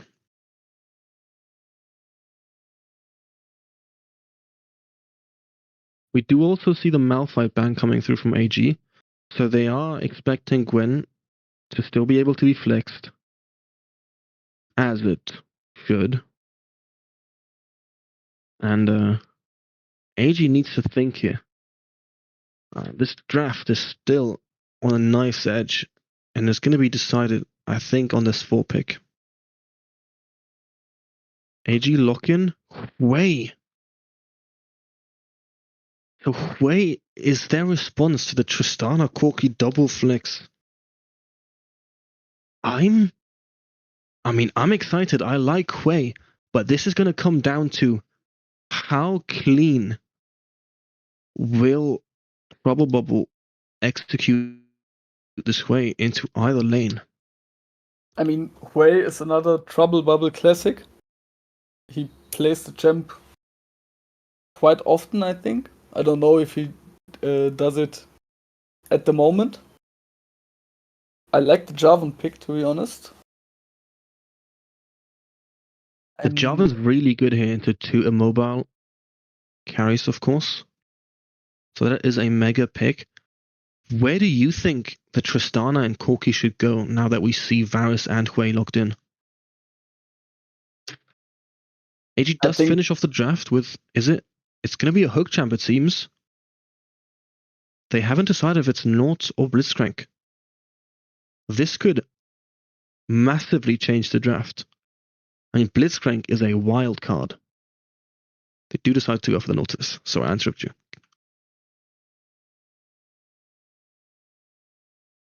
I think Jarvan makes perfect sense here, but I'm not so sure about the Milio. Of course, with his ult, he's quite valuable, but I would prefer the Leona, I think. And to come back to your question, I think Brittner will go on his Tristana again. It's just confidence-wise, you know? Yeah, I can see that. I would say, though, that Tristana would have an easier time in mid lane than Corki, at least from what I'm expecting in the mid lane matchup. But let's be real, comfort is going to be what Wacky Wraiths is going to have to rely on after losing the last game. I mean, I'm looking at these two drafts. Let me know what you think. But this seems like it's going to come down to just execution, at least from what I'm seeing. Yeah, I totally agree. For me personally, Wacky Wraiths is slightly favored because that's just the draft I personally prefer to play. But this game can go either way. We see Wacky Wraiths have an insane amount of damage on their side. Tristana, Gwen, Corki, backed up by Emilio. They have all the damage in the world to kill whatever is on the side of AG. But they only have a Jarvan to tank for them. And this could end up proving quite risky. As AG did decide to go with a more balanced comp, they have the Xin Zhao, they have the Na, they have the Naught, they have reliable damage from Varus as well as Hui. If I would have it to give it to a team, I'm not sure, but where do you lie? I believe that Wacky Wraiths they just got their comfort picks like in game 1. Expect the Rel, which is banned, but Milio is fine for Elred as well. I'm not sure how much Robbery plays Gwen at this point, but Corki is confidence, Tristana is confidence. Yeah, I think they just went back to what they did in game 1, so I would give it to Wacky Wraiths here. Now, I think you're right. The comfort is on the side of Wacky Wraiths. This Tristana has been lethal so far. And it's definitely risky to see, in my opinion, Elrat on an Enchanter is always something to be worried about. Taking away the nameplates, though, I want to favor AG here. Now, I don't know if this is going to be a case like in game 1, where I'm going to be favoring AG's draft again, and then they lose, and then in game 2, we favor Wacky Wraith's draft, and then they lose, and it just goes the opposite sides. But it feels like AG has the agency here to play the game more. Wacky Wraiths really only has the Jarvan engage. And AG is playing with a Xin Zhao, with a Na, with a Nautilus. They have plenty of ways to try and catch out this squishy team. So if Wacky Wraiths doesn't play it perfectly, and they do get caught like they did in Game 2, this could end up in a bloodfest. Yeah, for sure. As I said, I think this game can go either way, depending on how they execute it. But for me, it's just a very slight, a very slim, yeah, how do you say, very slim favor. Advantage? Yeah. Advantage, thank you, towards Wacky Wraiths. Going into this game, looking at lane matchups, we do have a Gnar into Gwen in top. We do have, I think that's what I'm assuming at least, the Hui into Corki in mid lane. What do you think on the solo lanes? I mean, I think this solo lanes should be favored for the assassins, right? Gnar should at least be fine into Gwen, as long as he's mini Gnar. In his mega form, he's melee, so he has to step up a bit. That could be a risky spot for him, or at least a riskier spot for him. And I think Hui just can use his range to poke Corki, clear the wave, and he will just be fine. What do you think about it? I'm looking at mid lane, and I think Trouble Bubble can do a lot of damage here again. I think if he plays anything like he played his Zoe, he's going to be able to harass whatever they put in mid lane, even if it's going to be the Tristana. I'm a bit worried about the top lane, though. They did pick the Gnar into the Gwen, expecting it to be a flex, so they didn't know where it would go. But I'm a bit worried that Gnar is not going to be able to harass Gwen enough for her not to just scale endlessly. Because Gwen does do quite well into ranged champs. Because she has her W, she has her E, she has the range and the gap close. And whenever Gnar goes mega, he's going to be standing in that Gwen Q range. So either way, it seems a bit risky. So if he doesn't fully abuse the Gwen in the early levels, it might snowball out of hand for him. Do you think assassins should play for topside then? They do have the Xin Zhao Gnar, so they have plenty of damage and they have plenty of setup. I want to say they can do a lot in top lane here. But then you look at the other side of the map, and it's Tristana Melio against Nautilus Varus. This just seems like such a volatile lane. And it seems like Jarvan is for sure not going to path into the Gnar. So it almost feels like Xin Zhao is going to be forced to path into bot lane.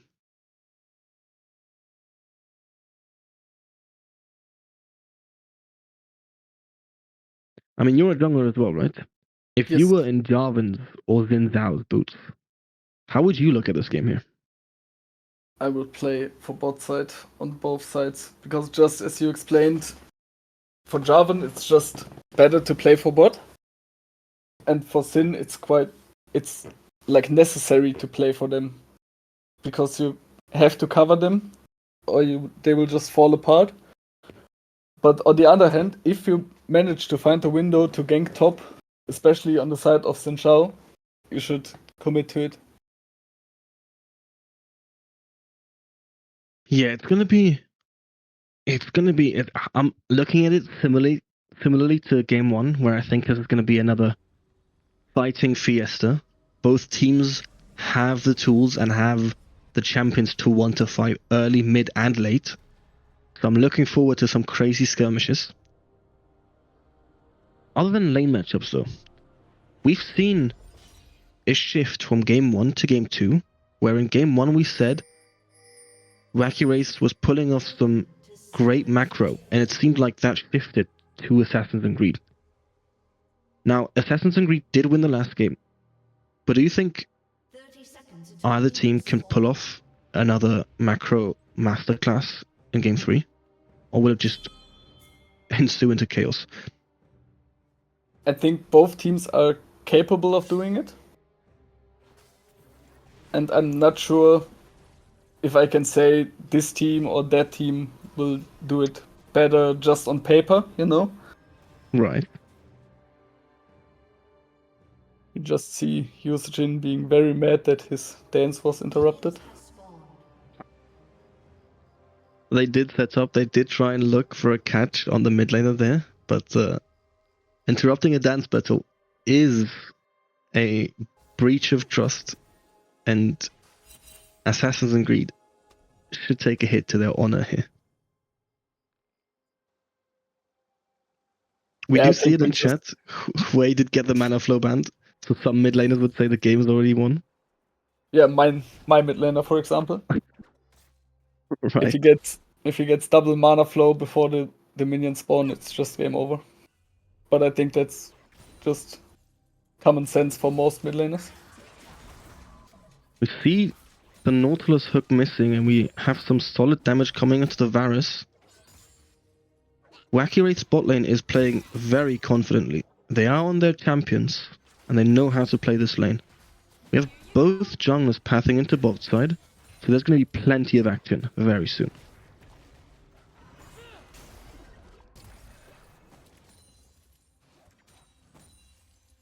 We continue to see some aggressive trades in mid lane as well. This was the pattern in Game 2 and Game 1 as well, as Trouble Bubble is really good at harassing Yusujin in these early lanes. Jordy is making use of his range, but Gwen so far seems to be in a safe spot, as the top lanes are going to be an island for now.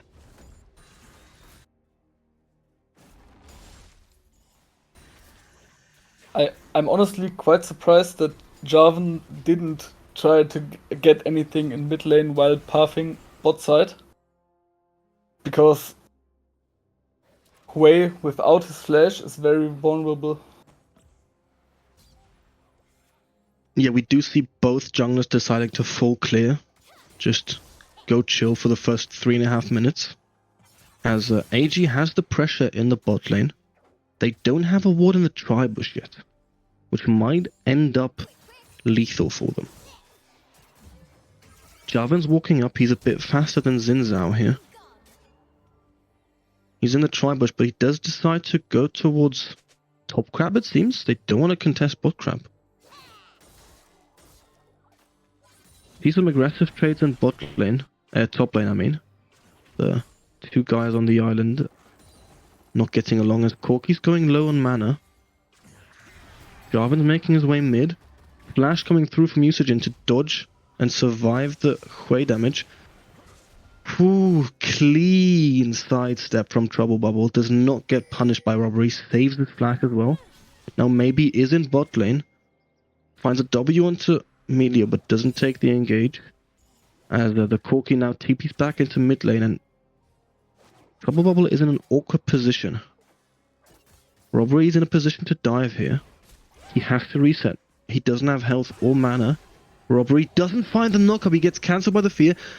Flashes away. Trouble Bubble goes down to the Corki Q, but Robbery might be getting punished for it. But maybe he can't reach Corki or Jarvan, as the bot lane is in their 2v2. Exhaust goes on to Butner. Flash and heal invested. Lee still has flash if he wants to find Butner here, but they're happy. I mean, the CS lead is growing in the bot lane as another hook finds Alra on the Melio, who has flash still, but cannot use it. As the flash from Nautilus comes through and it's a kill. 2v2, 2 go down. Now it's a kill for Nautilus, but either way, AG is going to be happy with the outcome of this bot play. And a massive wave as well is crashing into the bot turrets.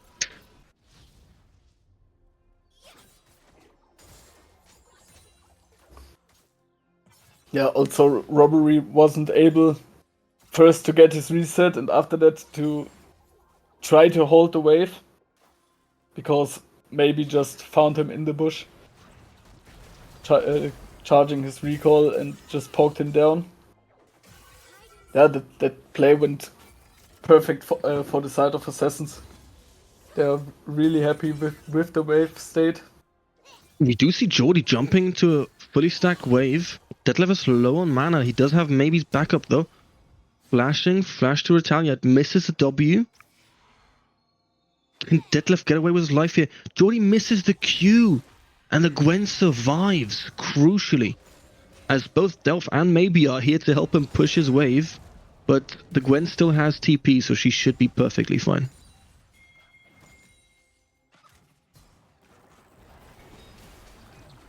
See some heavy trading in mid lane here. Ult comes through from Trouble Bubble, but it misses, so does the Q. AG decides, once again, we saw this in Game 1 as well as in Game 2, to trade Grubs for the Dragon. They seem to be happy with that trade.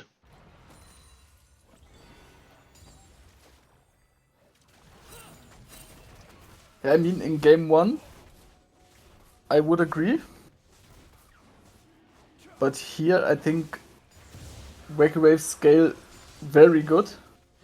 So you don't want to give them another scaling option. Plus your bot side should be ahead at this point. Wacky burned all their summoners, expect L-Red Flash, which shouldn't be that big of a deal. With Varus also having his barrier up. So I would... Yeah, I would have liked to see Assassins trying to delay the Drake, so maybe can contest both. Or at least trade the other way around, like dropping Grubs and taking the Drake for themselves. We do see continued aggressive trading both solo lanes. All comes through from Jordy onto Detlef. Doesn't have damage to try and go for an all-in though. These solo laners are going at it. Houston jumping and trying to all-in. Has damage but does not want to follow through. Both teams' solo laners are out for blood.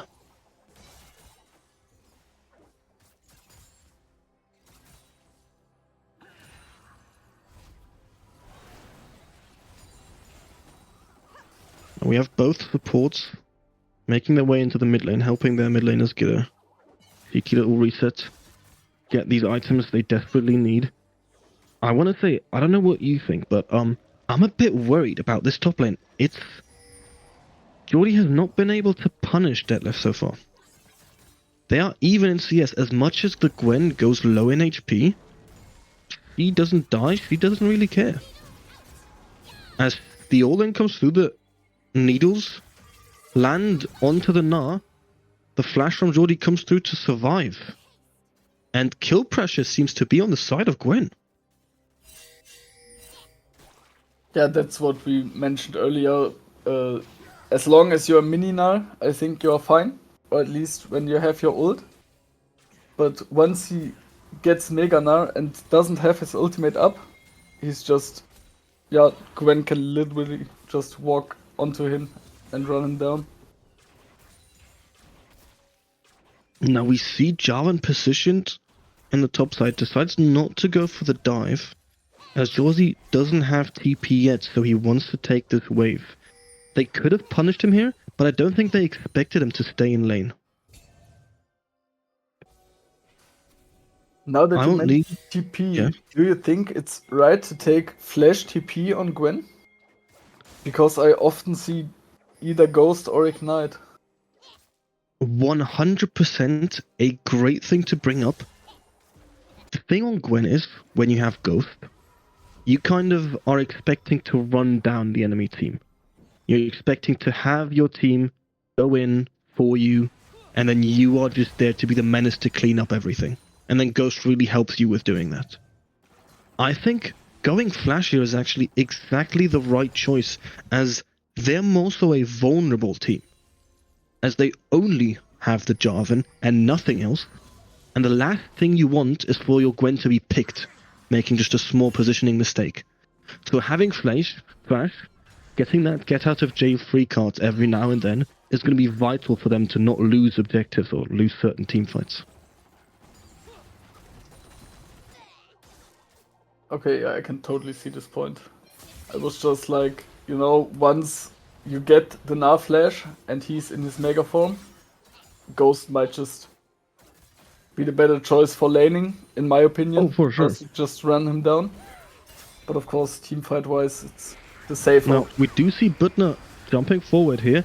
Iron Leash has to flash the Darwin engage, as well as engage onto Detlef and top lane. He has the burst to kill Geordie, and can he finish off? Maybe he can. He goes 2-0 in the 2v1. As in the bot lane, AG has to defend a dive now. They get a route onto Jarvan. Iron Leash can't get away from the turret. Robbery goes on the turret. As he's tanking, he does find the ult. They don't have the damage on the side from AG as the Hui TP comes through, but Wacky Wraiths can just leave towards the mid lane, and they get the 1 kill on bot lane unpunished as Detlef finds the 2v1 in the top lane. Trouble also getting punished now on his way back to mid lane. That was crazy from the side of Wacky Wraiths.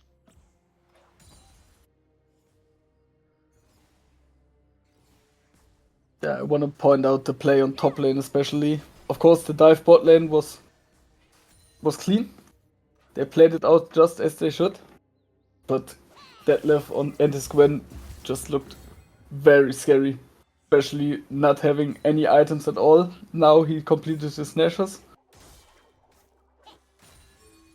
That damage was crazy and it was very good by him. And that was a very clean sequence from Wacky Wraiths, pulling off both the play on strong and weak side and putting them at the 1k lead now. They have the gold lead. They have the gold where they want it on Gwen and Corki. Now it's all on AG to try and find those shutdowns. We do have Dragon spawned and Wacky Wraiths are already hitting it, but AG does not want to trade this time. There's no grubs to take, and they're not looking for a dive on top, as the Wacky Wraiths have to reset. And maybe gets the crab in the river here. Now Robbery looking for a gank in mid lane, but Trouble Bubble is sitting under turret. They are not in a position to dive, they decide. Detlef looking for another all-in onto Geordie, who doesn't have flash, and just goes down to the raw damage the Gwen provides as the Varusol lands onto Emilio, who doesn't flash, but he lives as... Ooh. Damage enough comes through. They have the damage to kill Robbery. Not yet, as the Emilio shields and he'll come through. They cannot finish the Jarvan off. So Geordie dies in top lane, and nothing happens in bot lane other than summoners being burned. I did mistakenly say that Emilio didn't flash. He did, of course, flash away after he got Varus ulted. And neither team gets the dragon yet. Just look at this top lane gold graph for a second. It's a 2k 2k gold difference. lead. Minute 14. You also shredded the T1 turret with 5 plates, of course. This top lane is completely out of control. We do see Detlef running out to the dragon. He does decide to run back top. He does have TP, prioritizing to defend his top turret, as AG is not going to be in a position to contest it, which they recognize. So they take their camps, they'll take their waves, and they're going to have to sit down and put their hands together, pray and scale for the next couple of minutes. And that's exactly what the Wacky Wraiths shouldn't allow now. You are quite decently ahead. The gold is on your carries, so try to work with that and don't let the game You see slow Geordie down. trying to look for a gank on mid lane. He loses his flash as Robbery finds the ult onto him. This now is a bit, I want to say, homeless almost. And especially now without his flash, he can't go back to top lane to face the Squin one-on-one. Some aggressive trading in bot lane. Both Nautilus and Varusol come through onto Tristana, who is still full life. They don't have the damage yet to finish either of them off, as Tristana goes down and Varus lives on 1 HP. The exhaust was enough to keep the Varus alive. Both exhausts used, actually, so the damage minimized, dragging out this fight, but the advantage from the Nautilus seemed to be enough to finish off Tristana here. They have the CC on the side of AG's bot lane to try and burst down either side in a 2v2, but this was closer than I would expect.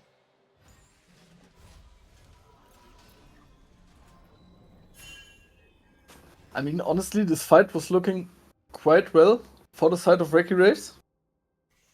And then the exhaust ran out, the Varus Q connected, and Büttner just ran down.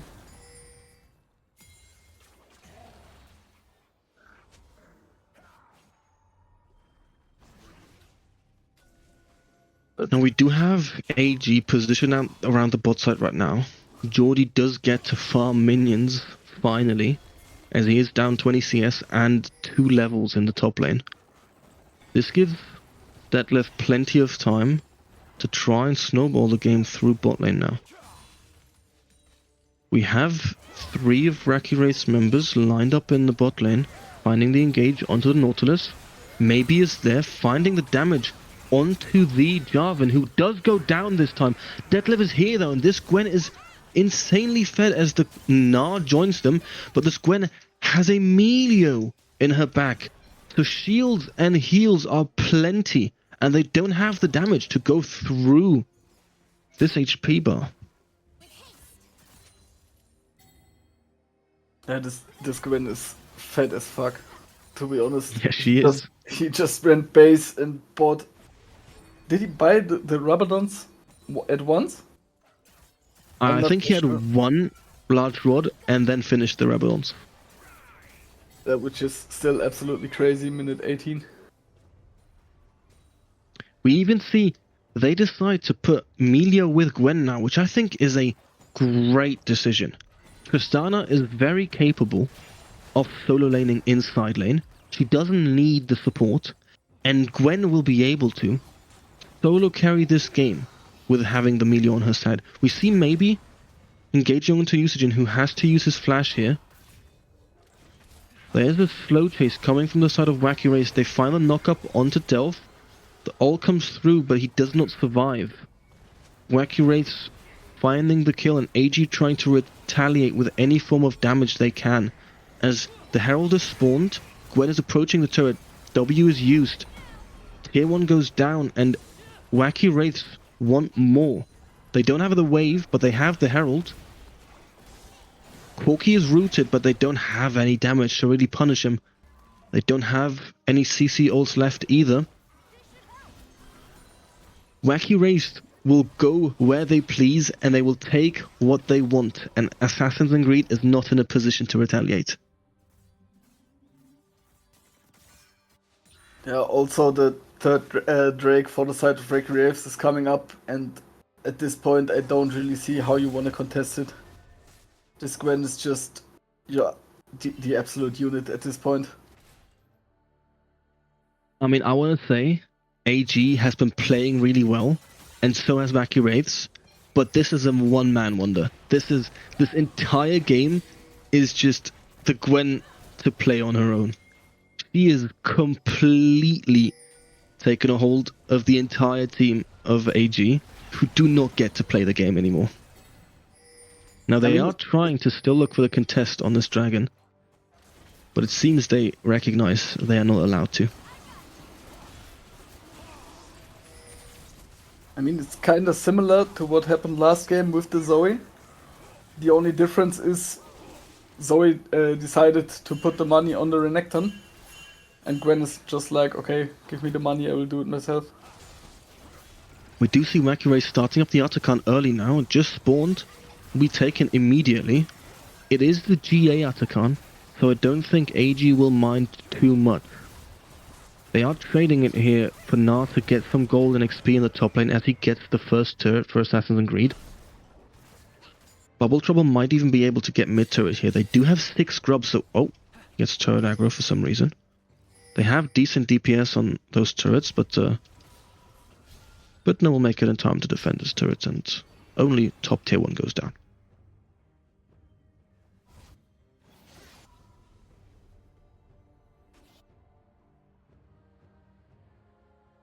Do you like the revive Atakan? I want to say this Atakan is so severely based on a skill mismatch where you can really only make use of it if you're much better than the enemy team. Oh, we do see the Nautilus finding a hook onto Melio, and the engage from Robbery comes through as Wacky Wraiths are slow chasing Assassins and Greed under their tier 3. They are backing off though, as I recognize they don't have a wave. And they are transitioning into that bot tier 2. They have decent poke on the side of Assassins and Greed, but Wacky Wraiths is not giving them an inch. Coming back to your question, I think what it comes down to is trying to force fights on the enemy's disadvantage, where if you're an enemy against this GA Atakan, you kind of just want to play it safe. And if you have the Atakan, you want to just go nuts as deep as you can. And it's very difficult because it kind of invites you to grief almost. And you don't really want to do that. I agree, but honestly, I have the feeling that many teams are just like, okay, we take the Atakan. So, for the gold and for the takeaway, so the enemies can't get it and maybe try a comeback with it, because I think it's good. Yeah, it's your best shot at a comeback if you can secure it, because you don't lose more gold, and you're almost instantly back on the map. But I think compared to the other Atakan, it's just way worse. Yeah, for sure. I think it's I mean, we already saw the changes for the next.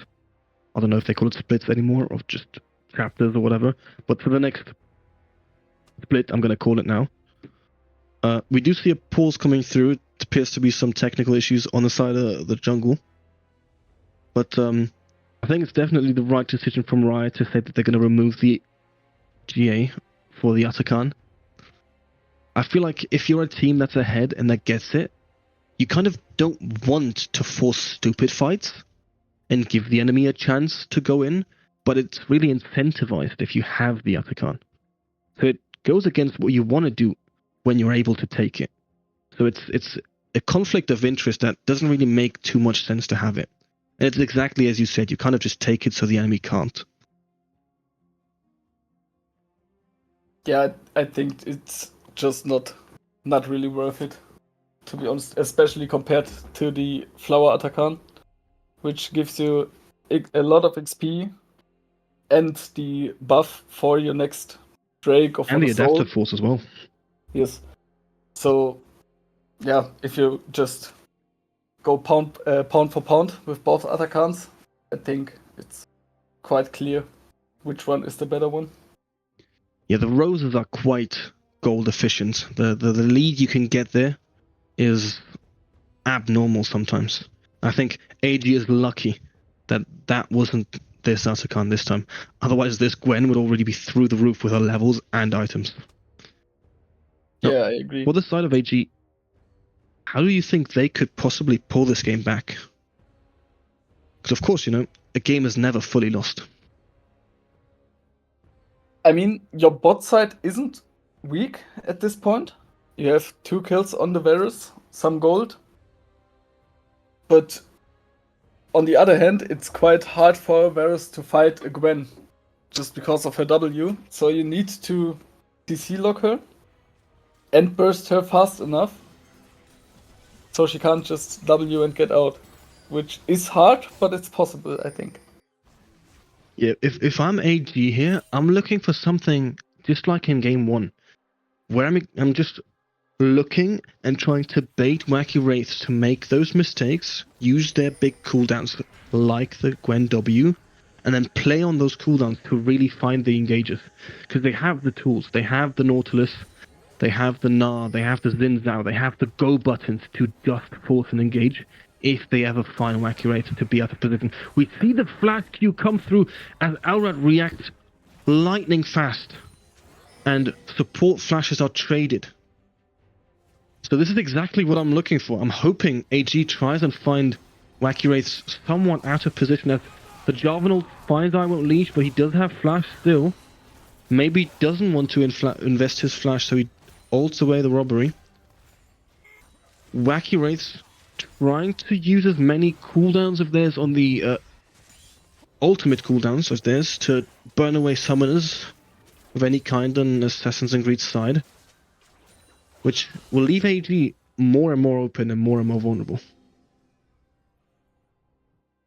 Yeah, I mean, as long as you don't waste your summoners on the Gwen, and yeah, you get the important flashes like Trouble Bubble, like I Won't Leash. Yeah, she will be quite happy with it. We do see doesn't really Detlef need... pushing on the tier 2 and top, as AG is walking into bot side jungle of Wacky Wraiths, while not yet in a position to contest this dragon so far at least. We have Trouble Bubble walking up on the bot turret. Geordie did reset to try and hold off the Gwen, but I'm not sure if he'll be capable of doing that. Nautilus doesn't find the Q onto the Corki, who is low now and is going to be forced to reset. This might be the angle for Assassin's Creed to find a possible dragon or a decent fight. Gwen crossing over to mid lane, she does have a wave. As Corki TP comes through onto mid lane. Gwen is isolated right now, but she does wrap around and make her way to the team. Na might have a flank here. Nautilus is over the wall, taking the portal, not really connected with his team. Gwen is in the backline on her own, and the backline of AG gets one shot. Relentless, ruthless, and lightning fast. They have the damage to just erase Hui and Varus in the backline. And I mean, at this point, this should be game. They get Sasol, they get the Baron. This is pretty much a done case. I mean, they have 5,500 gold lead. Nash will add 2.5k on top of it, just for taking it. And you will just run them down. Because as you we see, saw... maybe trying to find a kill onto Detlef, who is way too fed and easily 2v1s this guy. Bringing us to a flashback of the 2v1 we saw in the early game in top lane. Detlef putting on a masterclass in solo carrying his team here. Yeah, he's having a fantastic day so far. Game 1 pentakill on the Gnar. Game 2 from being bullied by Trouble Bubble to the at least personal comeback on his rise. And now this outstanding performance on the Gwen. I mean, yeah, we're already in game 3. Looking at each player's performance, Detlef is stepping up for his team. He has been the key player in every game, as you mentioned, to try and pick up and really make it through to that Nexus. I don't think AG have really found a player like that in this series. They have been wavering back and forth, and this game, very similar to game 1, has been very shaky, and they don't seem as confident as they did in game 2. Yeah, and I think this game didn't start off too bad for the side of Assassins. If you make 1 or 2 less mistakes, even little ones, I think this game can work out for you, as we said in draft. But once you are behind, and especially if it's on the Gwen with this performance, it will be really hard to come back from it. Do you see Melio ultimates coming down to cleanse the Varus? Nautilus having to flash away. Wacky Wraiths slowly sieging here. We do see Geordie finding the kill onto Detlef. The Gwen shutdown goes on to Gnar, as he is immediately punished.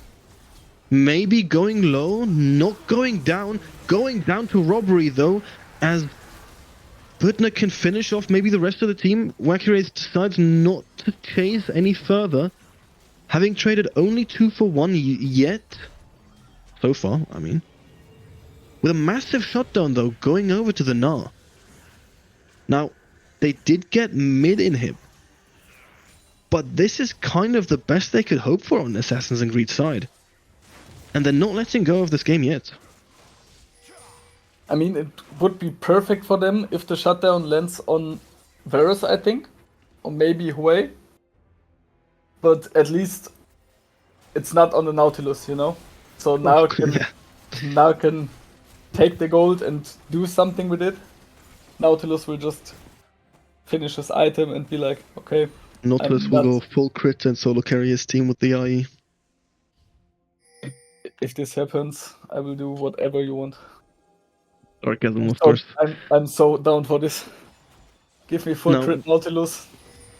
I'm in. we do see super minions rocking up in mid lane, but Wacky Wraiths is still ARAMing a bit, as maybe is caught on vision here and demolished by Detlef. He does invest the ultimate, which is on a low cooldown, but they set up for a 4v5.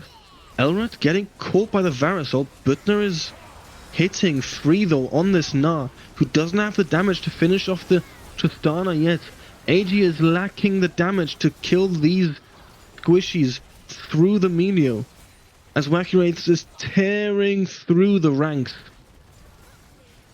Trouble Bubble is low, as is I Won't Leash. The carries are both alive, but they are on their own and they don't have the damage. Now Detlef is destroying these turrets. He does have his W to go immune.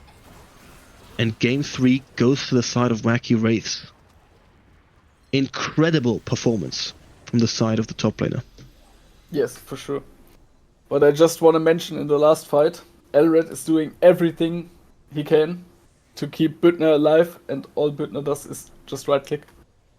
That's the Yeah, AD that carry last Tristana fight. did stand still and hit for free. But yeah, outstanding performance by Detlef. As we said, he is the key player for the side of Wacky Wraiths at the moment. On all 3 games he performed. And yeah, we will take a short break again. Or you want to mention something first? Now we'll go into game 3. We saw Assassin's Creed bounce back already from game 1, so maybe they can do it again for game 4 now. Bit cheering for you. But yes, we will be taking a break and we'll see you in the draft for game 4.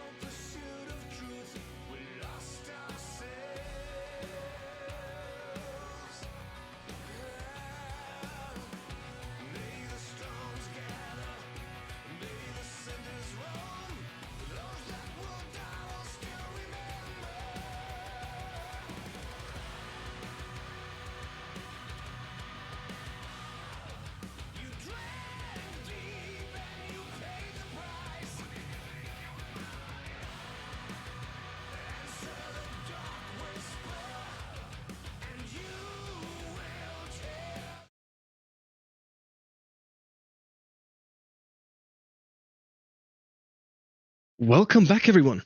We find ourselves in Game 4 of this series. It's 2-1 Wacky Wraiths against AG. AG has to make a comeback as they did in Game 2 to balance out this series to bring us to 5 games. What do you think? Can they pull it off? I mean, we saw Game 2, and after Game 1, I was quite convinced that Wacky Wraiths just, I don't want to say is the better team, but executed their game plan better. And they managed to bounce back once, so who am I to say no? So I think they can bounce back again. Now, we see both teams are ready in draft already. Bans are being placed. And we've been at this for 3 games already. It is Wacky Wraiths blue side, Assassins and Greed red side. Same bans coming through as Game 2. This is getting almost repetitive. I mean, we're gonna see the Tristana B1. And I'm not expecting Assassins and Greed to ban it. It is the Gwen ban, so the Wukong is open this time. I'm not sure if, that's what I wanted to say. I'm not sure if the Tristana is contested, so Wacky Wraiths might just lock in Wukong, and they did it. I think it's a good adaptation. You don't want to hand it over to Assassins and Greed. And if they don't play Tristana themselves, which they could, of course, but you might be they're able to debating it right now, aren't they? Yeah, pretty sure. They go Diana, so that's an AP jungler, of course. We might see Tristana mid lane. I mean, Diana should be a good matchup into Wukong, right? Yes. Honestly, I love both sides of this matchup, but I think it's Diana favored. Now, Assassins and Greed is taking their time as they're debating. I think the big question is here, how do we answer to the Tristana? Varus blinded again. We saw it in Game 2. It went really well in lane in Game 3. So I think they're confident, if they want to pick Tristana again, to just pull that. That Wacky Wraiths could just mix it up and pull something out their hat completely different here. Yeah, we see. I think Tristana is a good pick, but we looking in the Sivir. Yes, we get the Sivir, so you're right. We get a different matchup on bot lane. But I just want to come back to the Diana really quick, because I just remembered the... now I forgot the item. That's embarrassing. The Rod of Ages buffs, and Diana mid lane is actually a good pick with it. We do So maybe see Orianna locked in.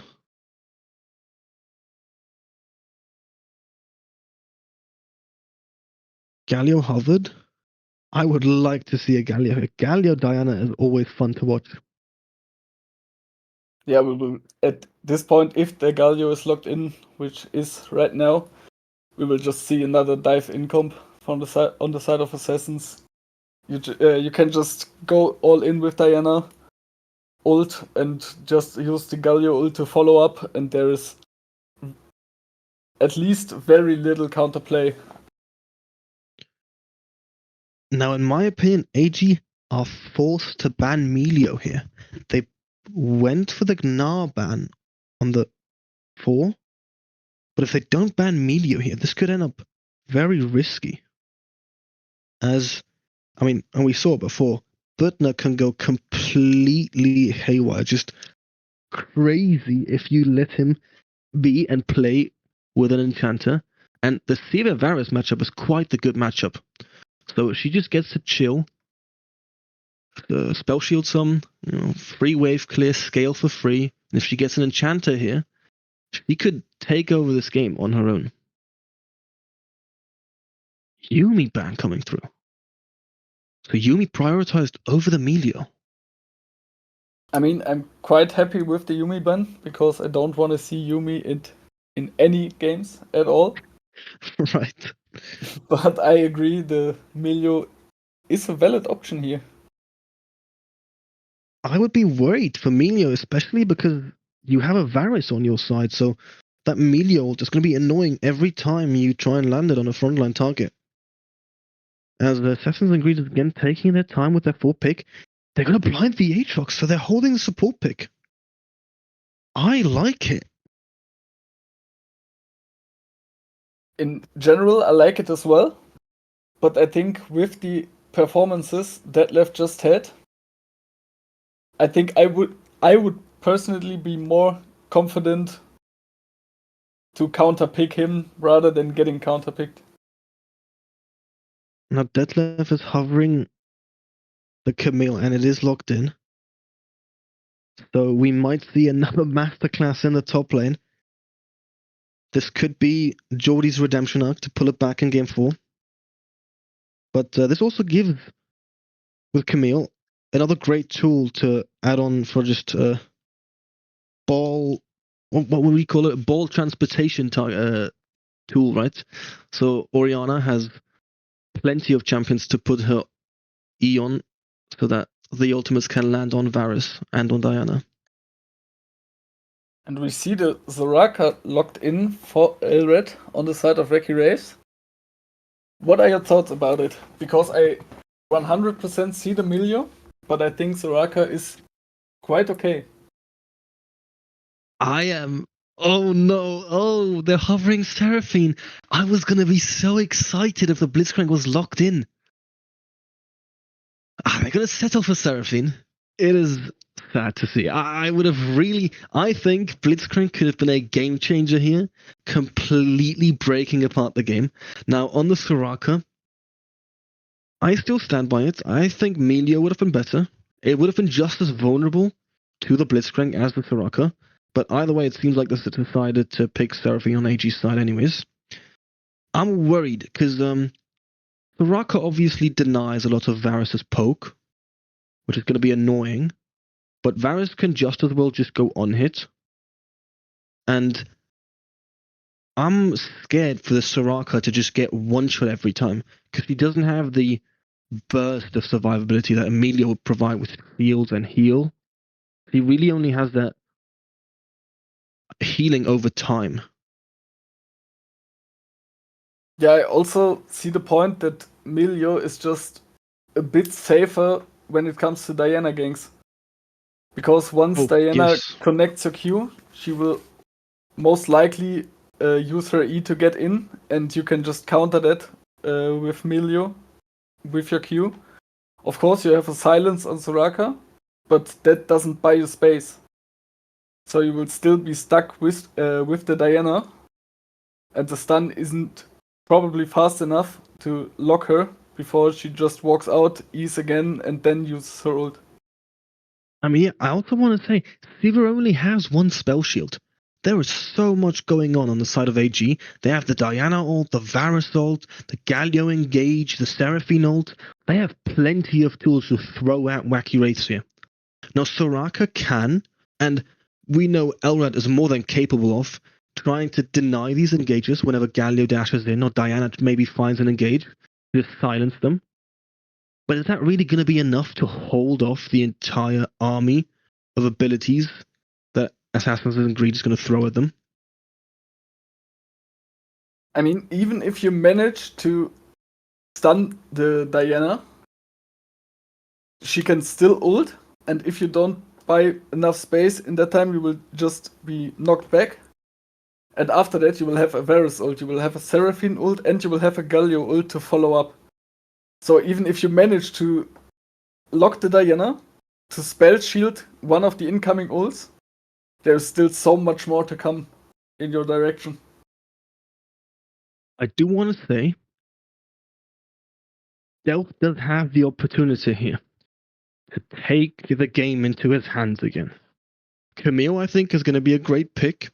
It does well into Aatrox from what I remember at least.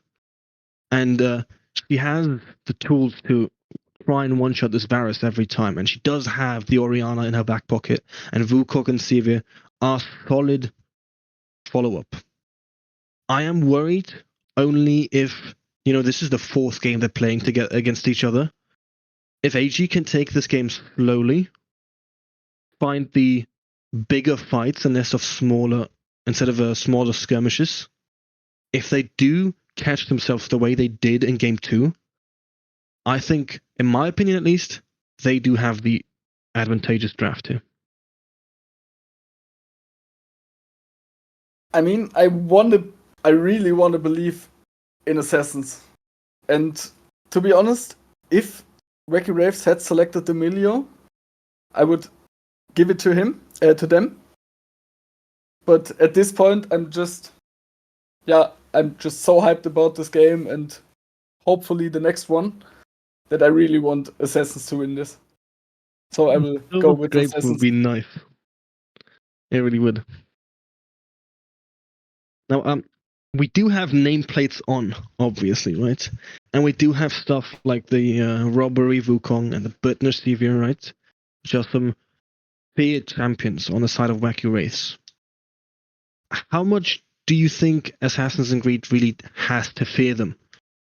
Or do you think it's going to be enough if they play their game? Because I'm kind of putting a lot of expectations on this Wukong. Yeah, me as well. I think. I'm sorry, just let me double check the draft. No worries.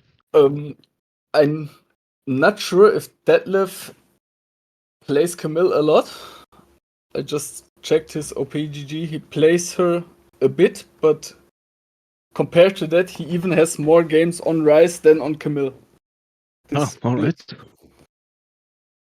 So I'm not 100% sure. I think we have a little comfort advantage on the side of Assassins.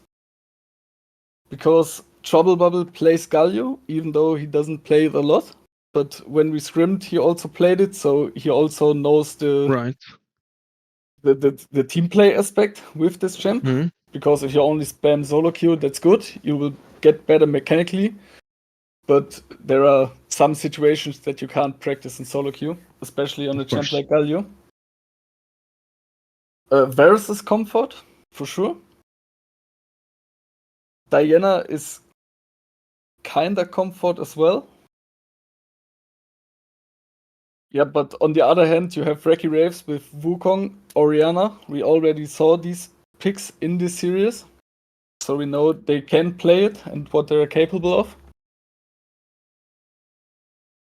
But yes, I have a slight problem with the Soraka, to be honest, because you just sold Emilio so well that I think it would be the better pick. I mean, Arad is obviously a key player on Wacky Wraiths. So maybe he'll teach us on how to play the Soraka in this game. I'm looking forward to it. But I feel like, I don't know about you, Seraphine, she's already gone, obviously, through her waves of patches and changes and nerfs. But she provides a lot more that Soraka can't in a game where I see Assassins and Green as an all-in team instead of a poke team. So Soraka might want to rely on her silence even more than she does on her W. Yeah, that's a fair point, I think. Looking away from supports, though, what do you think on the jungle matchup? We mentioned it earlier in draft. It should be advantageous on Diana, I think you said. For me personally, I play both sides, as I said, but I believe Diana is slightly favored. It's playable in both directions, for sure. But as I said, I personally think Diana is just slightly better here. Yeah, we already saw Robbery play this Wukong, and he really likes those early game skirmishes. And he really wants to find these smaller 2v2, 3v3 fights. I think as long as maybe doesn't give him those, and he plays Diana as this pure mega farming champion, if there's not too much action in the game, we could see maybe come out of the early game with a substantial CS lead.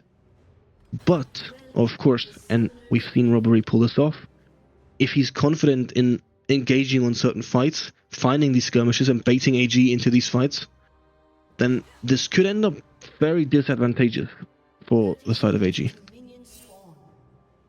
I agree, but on the other hand, if Robbery decides to take the kind of coin flip again and he loses it early, and Diana can just go back to farming with a kill or even assist as an advantage, I think it's really hard for Wukong to play for the next couple of minutes. That is true. And I just remembered, obviously they also have the Galio on the side of AG. And I don't know about you, but having a Galio on your team or playing against the Galio is a nightmare as a jungler. You kind Yes. of never win the mid lane jungle 2v2s. He's just too good at it. Yeah, plus if there is just a small window where you can't see Galio on the map because he reset it or anything, you never know where he's going. You just take a fight, you think you're winning, and somehow he's in range and there will be a Galio ult just turning the whole thing around. Right, so minions have arrived in the lanes. We see the usual. Top lane is holding back on both sides. It seems like the bloodlust is oozing and they just want to all in each other. We see Qs traded. Health going lower on the side of Geordie, as even in bot lane, both teams cannot hold back. They are aggressively trading, and so far, to the advantage of the side of Wacky Wraiths. One thing, and I don't think we've seen this in any game yet, both junglers are pathing towards topside. I mean, you have two enchanters on bot lane and a Cive versus Varus matchup, so you don't expect too much to happen. And on the other side, you have Aatrox versus Camille. If you give the lead to any of these, they are capable of snowballing the game. 100%. Now we do see, maybe doing his 4 cams after the Raptors, he decides to give Usage a little visit, but he does not really reach. He's in a really good position. He does have the movement speed of Orianna, and he does have Diana's clear speed, so he shouldn't fall back too far. But really, this early in the game, AD doesn't really have the agency to find anything onto Wacky Wraiths. Top lane is still quite calm. Surprisingly so. Yeah, I think both of them are just waiting for their junglers to arrive. Yeah, as we see now, Robbery is in a fortunate position to try and take this grab. Trouble Bubble is trading aggressively onto Yusuf and has to flash to stay alive, going really, really low. Robbery is in a position to look for the dive here if they want to. He does decide, it seems, to go for the double crab instead. Both top laners being left alone. They could look on a top lane dive on the side of AG, as Geordie gets poked down a little bit, but they're even in health, and Detlef is just on a third. Maybe just decide to take the recall as a double crab goes to the side of Robbery. Oh, we see if you find maybe engaging onto Usage in the mid lane. He does lose flash. Robbery is going even deeper. Neither jungler has reset yet, as their camps are going to be back up soon. Mid lane has reset. Orianna is still in base, does not invest a TP, and whilst all that is happening, Detlef finds the solo kill onto Geordie in the top lane. So we have another banger performance from Detlef. We're going to see an impressive game on the Camille this time. Yeah, I think Geordie just stepped up a bit too far. He took a tower shot, if I saw it correctly. And after that he just got flash queued by the Camille. So he was dead. Decided to save his flash though. But yeah, that's a huge advantage for Detlef at this point, I believe. That is really going to hurt them. Now we see maybe in position looking at this dragon. He's still level 4 though. There's a massive camp difference between Wukong and this Diana. She is not doing the usual full clears, and she's falling behind in XP and gold. See some aggressive trades onto Geordie in top lane. Detlef already has level 6 of pause and instant resume. Seems right. The game is going to be paused for a second now. We have some heavy fighting in the top lane. I mean, Detlef is putting on a show. Is there any way Jordy can pull this back?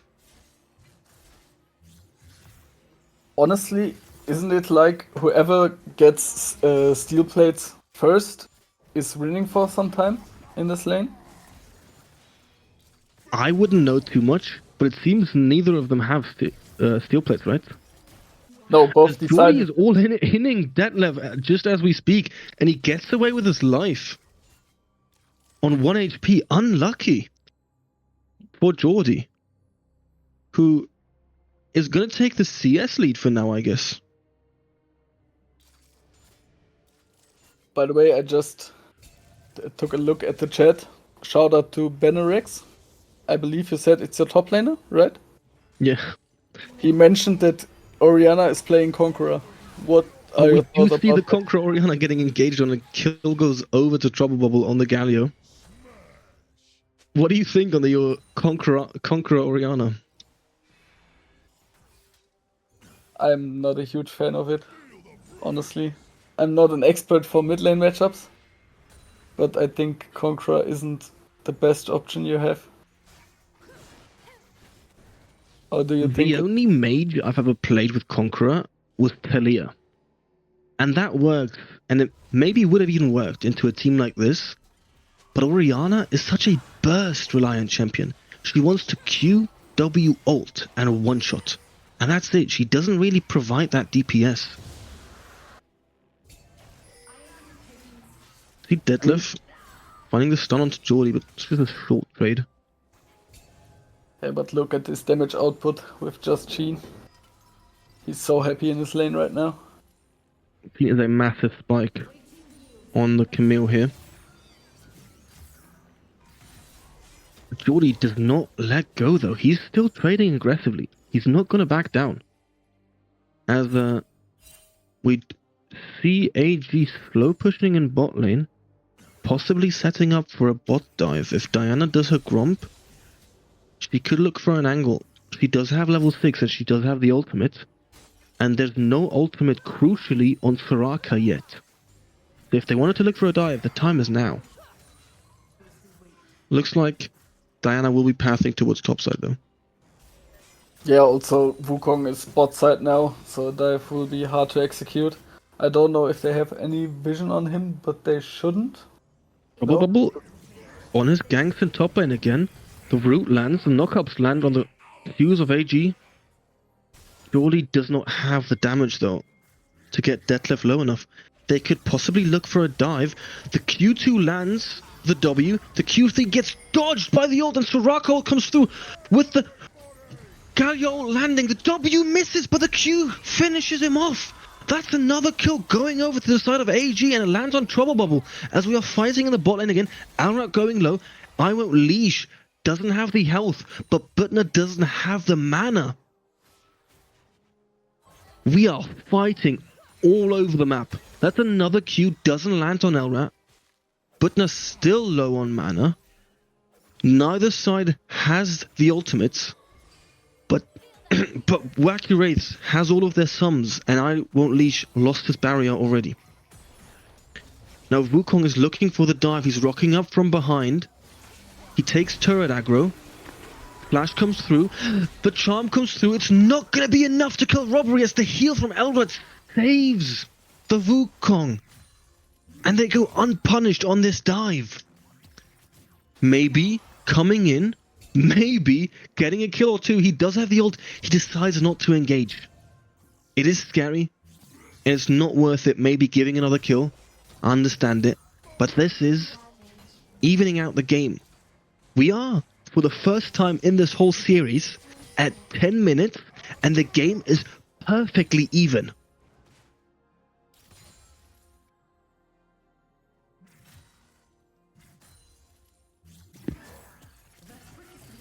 I mean, if you have a look at top lane again, and just look at the CS, I was not expecting Aatrox to be this far ahead. Of course, they just got the kill. Detlef lost the wave, They're even looking for a dive as Detlef has to flash away. Wacky Wraiths could slow chase them here. They don't have the Wukong ult, and it seems that this Aatrox, even though he's 0-1, is not going to give up this game at all. He has got his teeth sunk in deep into this Camille. 20 CS difference. And this guy's living large. Even 1 kill down.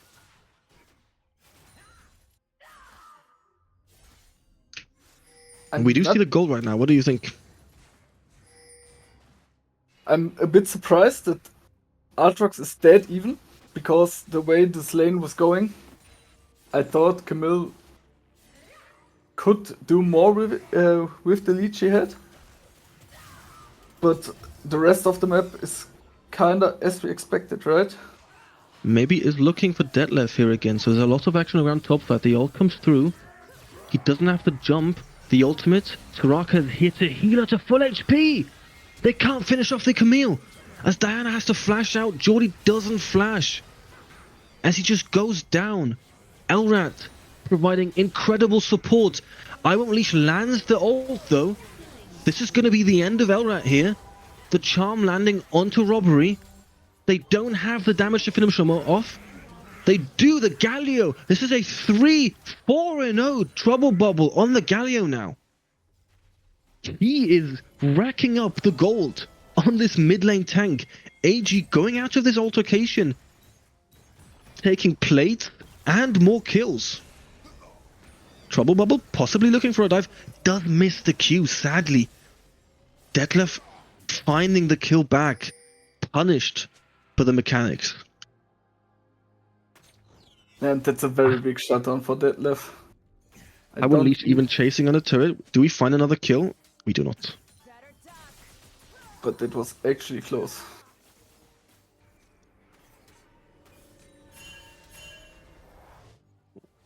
We see Wacky Wraiths starting up the dragon here.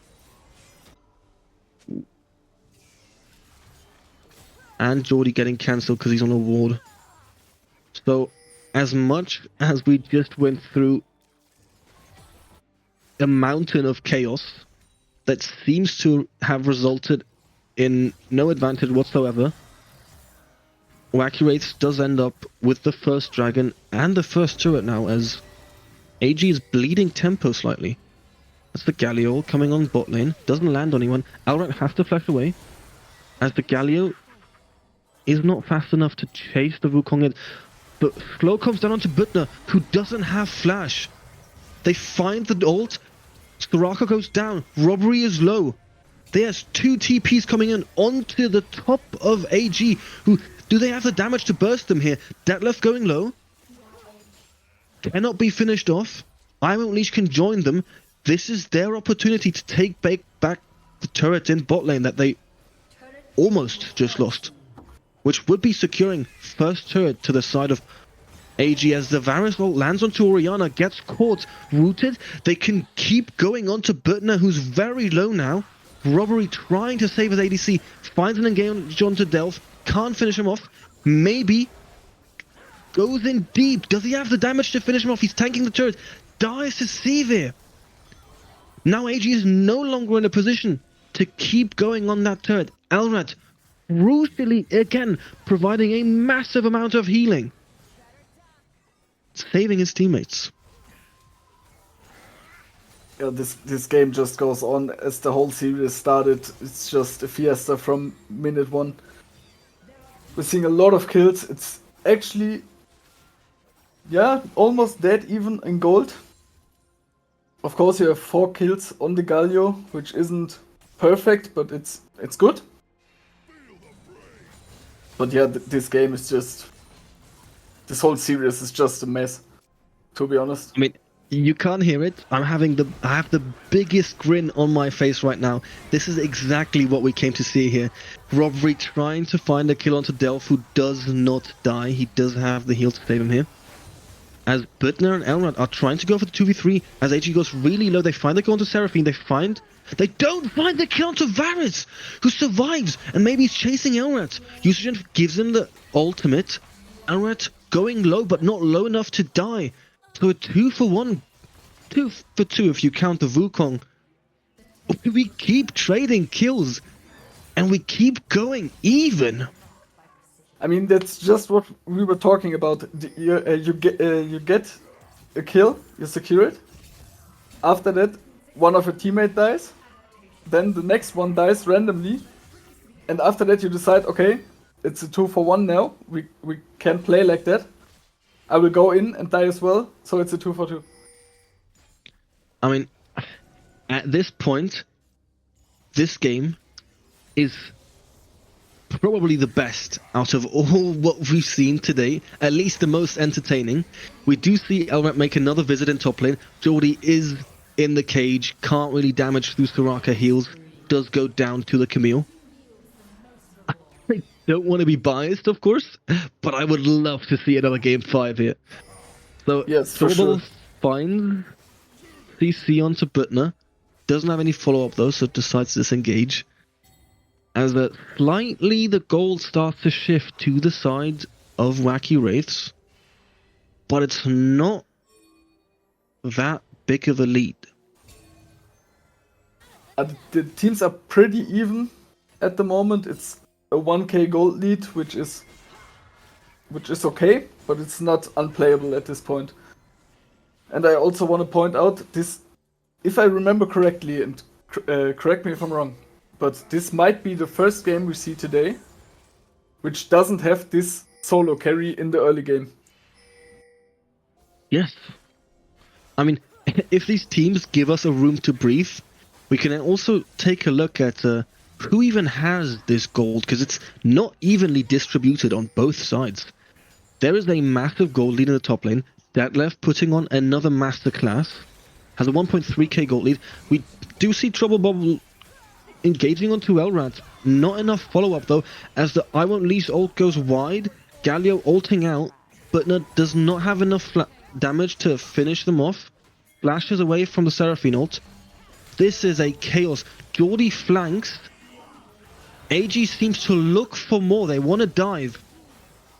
But neither team can die, as Wacky Wraiths has the Soraka to keep them alive. And AG is, well, really, they have the movement. They don't have to die. And Seraphine is doing some heavy lifting with those shields. These teams are really not giving us any room to breathe. As Wacky Wraiths is also taking their second dragon, giving over the Herald for it. It's a decent trade. If we can take a look at where the item is the golden items are situated, looking at it, what do you think on these gold advantages? I mean, top lane is looking kind of rough when it comes down to gold, but Jordy and his Aatrox are doing quite a good job. He just got the tower for his team, but also in the last team fight, he was able to just walk in with his ult, and yeah, he's tanky enough to play it. And he has decent damage as well, so he's not that far behind, I believe. Jungle matchup, Diana is slightly ahead in gold, but that doesn't make that much of a difference so far. Mid lane is my biggest concern, to be honest. Because yes, you are quite far ahead of the on the Galio. But is Galio really the target you want to have the most gold on? Jordy tries an all-in Detlef again. As he's on weak side, he does get punished for it. He doesn't have vision, he doesn't have his team on his side. And this is another kill going over to Detlef.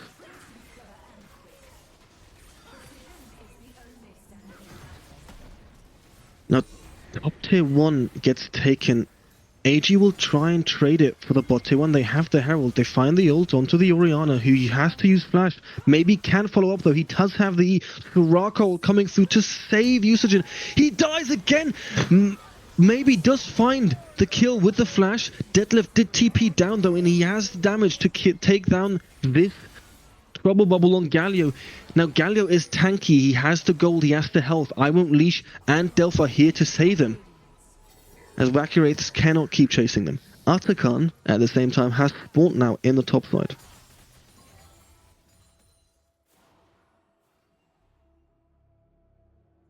Now, you talked about you're worried about mid lane, and we see a lot of gold on this trouble bubble, on the Galio. What's worrying you?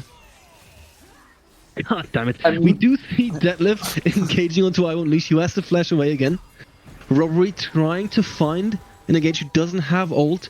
The charm lands on both Elrond and Robbery. Robbery going low. Not going low enough though. Massive healing coming through from Elrond. Geordie can't reach the fight yet, as Detlef is continuously looking for engages onto AG. Not giving them any room to breathe, and me neither. I mean, I really tried to answer your question, but there's just not enough time for it, I believe. I'm maybe concerned is the wrong word, because Trouble Bubble is doing a lot at the moment on his Galio. But I think if you can shift this gold lead to Varus, Diana or Aatrox, I think it would be just better for the team, you know? Because in the end, Galio can always ult in, even if he doesn't have 2 items. Okay, he does a little bit less damage, but he will be a tank in the end.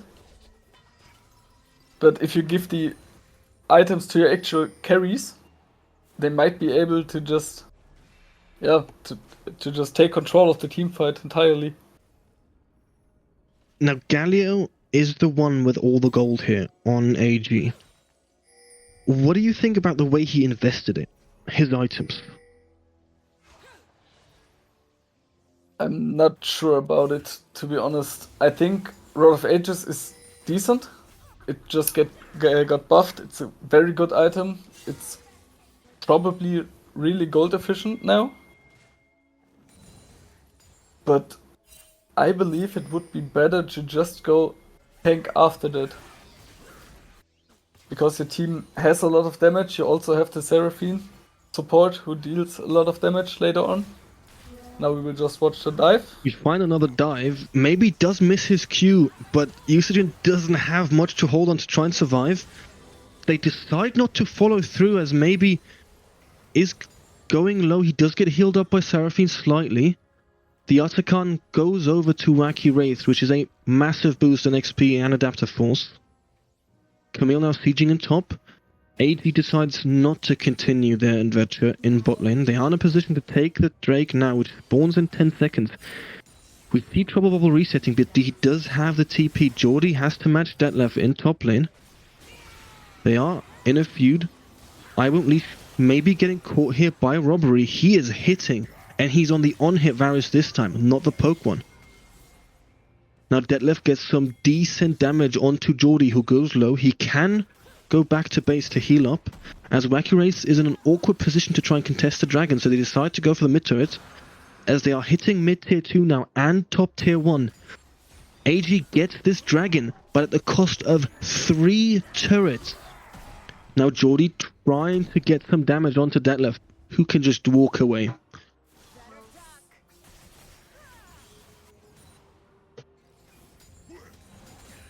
I think I have to disagree on my own opinion from before.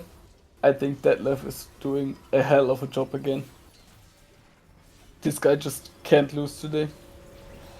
Yeah, this is for sure his day. He's been performing in all 4 of these games. Even in his worst game on Rise, when he was getting targeted, he still came out of the mid game as the primary carry for Wacky Wraith. And his back must be aching after today. Now, Yeah, we were sure. talking about Galio items. You mentioned the Rod of Ages. I have to agree, it's great in the meta. Now, he went Liandry's, and it looks like he's going Riftmaker. So he's not going that tanky.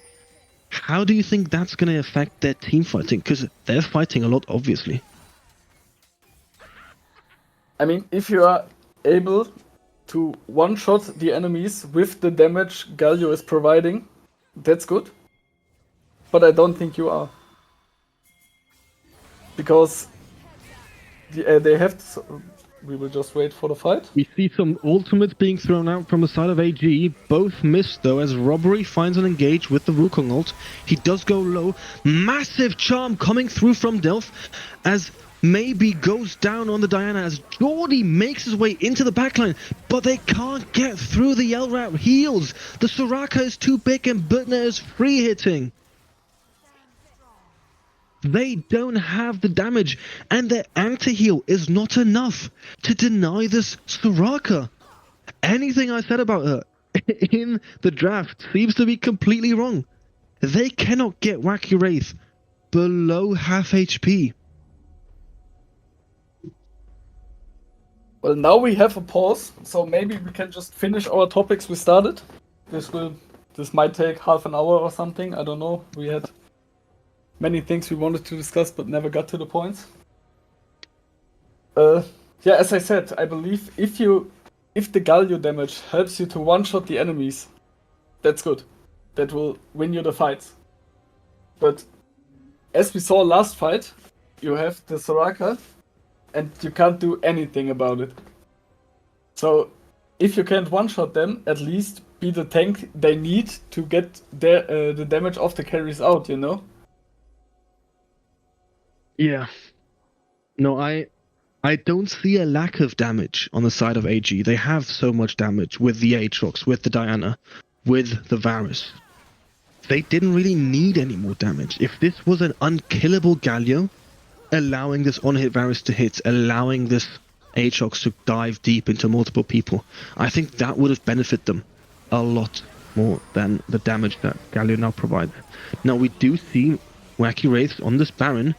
AG is engaging, Galio does go down, they don't have many people alive, and maybe is still not respawned, so they don't have the smite on the Baron, as Delph also goes down on the Seraphine.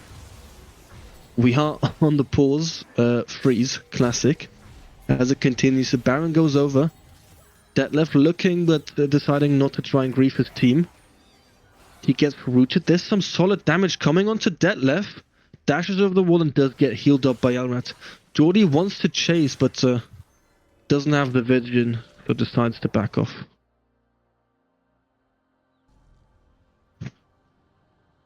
And I don't want to cast a curse again, but I think we are slowly but surely getting to a point where it will be very hard to contest for the side of Assassins. You have almost a 6k gold deficit now. You've lost the Nash. At least you are even on Drakes, so you don't have to worry about the soul being taken with the next Drake.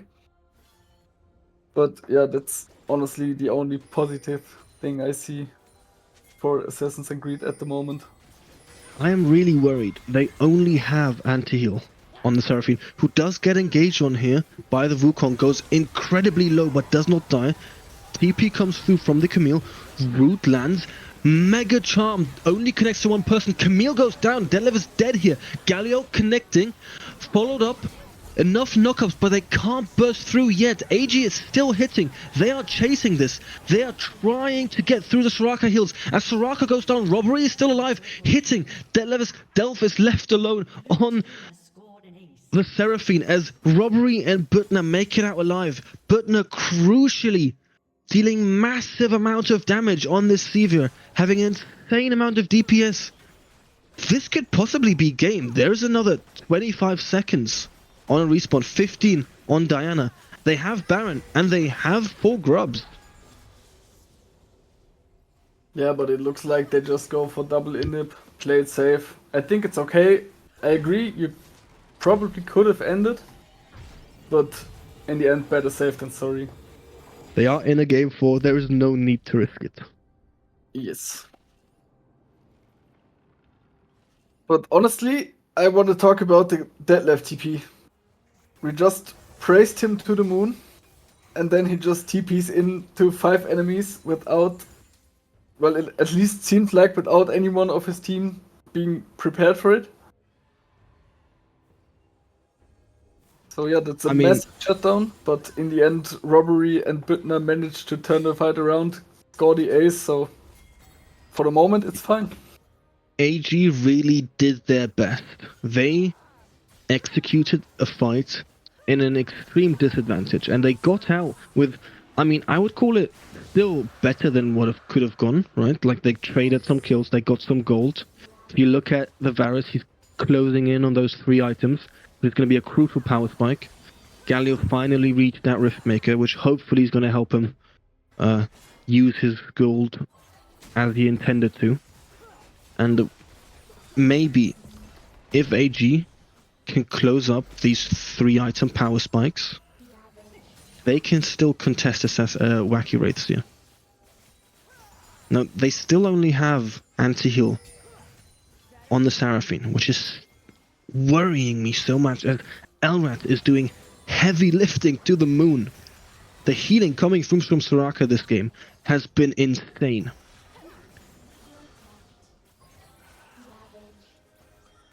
We have a massive wave coming in through mid lane. There is a good chunk of super minions, as I Won't Leash is able to clear them uncontested. Wacky Wraiths a bit. I mean, it looks like they're trying to siege for the bot turret, but AG has plenty of wave clear if they wanted to contest. Robbery jumping over, leaves the clone behind. The Varus ult lands. Camille is rooted. Massive CC coming through from the side of Wacky Wraiths. They get the AoE and they get the massive wombo combo with a triple kill going to Butner as the ace comes through and this game closes out and the series ends. Wacky Wraiths goes into the lower bracket final. This was such a beautiful old combo by Detlef and Usajin. That was huge. The Orianna ult grabbing at least 4 people, ending the fight on the spot. Yeah, big shout Massive out GG to going out to Wacky both Wraiths. teams. Yes, but Wacky Wraiths just, wow, they just outperformed in game 4. That's crazy. It was Honestly, an incredible performance indeed. Yes. Well, it was a fist fight from minute 1. So I think if the early game goes the other direction, we will see a completely different game. Because no one was playing insane macro or anything. They just went fight after fight after fight. So in the end, they won because they had more gold. At least that's a part of it. But I think the whole series was so entertaining and so fun to watch.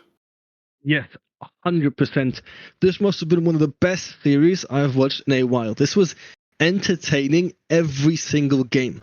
Both of these teams have displayed a great amount of skill and a great level of skill to where this clash of titans that we expected to see coming out of the regular season has we've really been rewarded with having to wait this long until we saw them clash again in the best of 5. Yes, and honestly, it's kind of sad that one of the teams had to go, because I think both teams had their moments. We saw it in game 2 what AG is capable of. But of course, that's the rules. You know, all the teams that are left deserve it, for sure. And I'm really looking forward to see the lower bracket final and after that the grand final. Yeah, Wacky Wraiths will be facing off with Slimods, my Slimods. So I'm not going to say too much, but it's going to be a quick 3-0, of course. I'm kidding. Of course. We saw the prediction already, it's all scripted.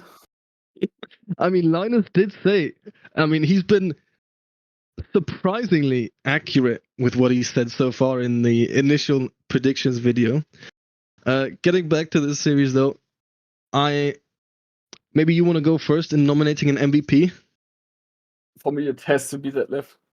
To be honest, I think it's not even that close, because he performed in all 4 games. Even the one he lost, as we said before, he was able to keep it close, at least. And had huge impact in the late game, even though they lost. But yeah, crazy game by Detlef. I have to agree. Detlef really made his mark here. He has established himself as the main carry in this series every game, over and over again. He's been doing the heavy lifting, he's been putting in the work, he's been putting in the pressure across the map. He's been making very, very few mistakes. And he's been the driving factor in this series. Deservedly so, Wacky Wraiths won, and a lot due to the work that Detlef put in. Yes, I agree. If that is everything, I don't know if you have anything to mention still. No, I just want to say good luck to all the remaining teams. Also to you, of course. And yeah, I'm looking forward to see the next games. And thank you all for watching. Yeah, thank you all for watching. It was a great time. Thank you for having us. And we'll see you, I think, for the lower bracket final in a week.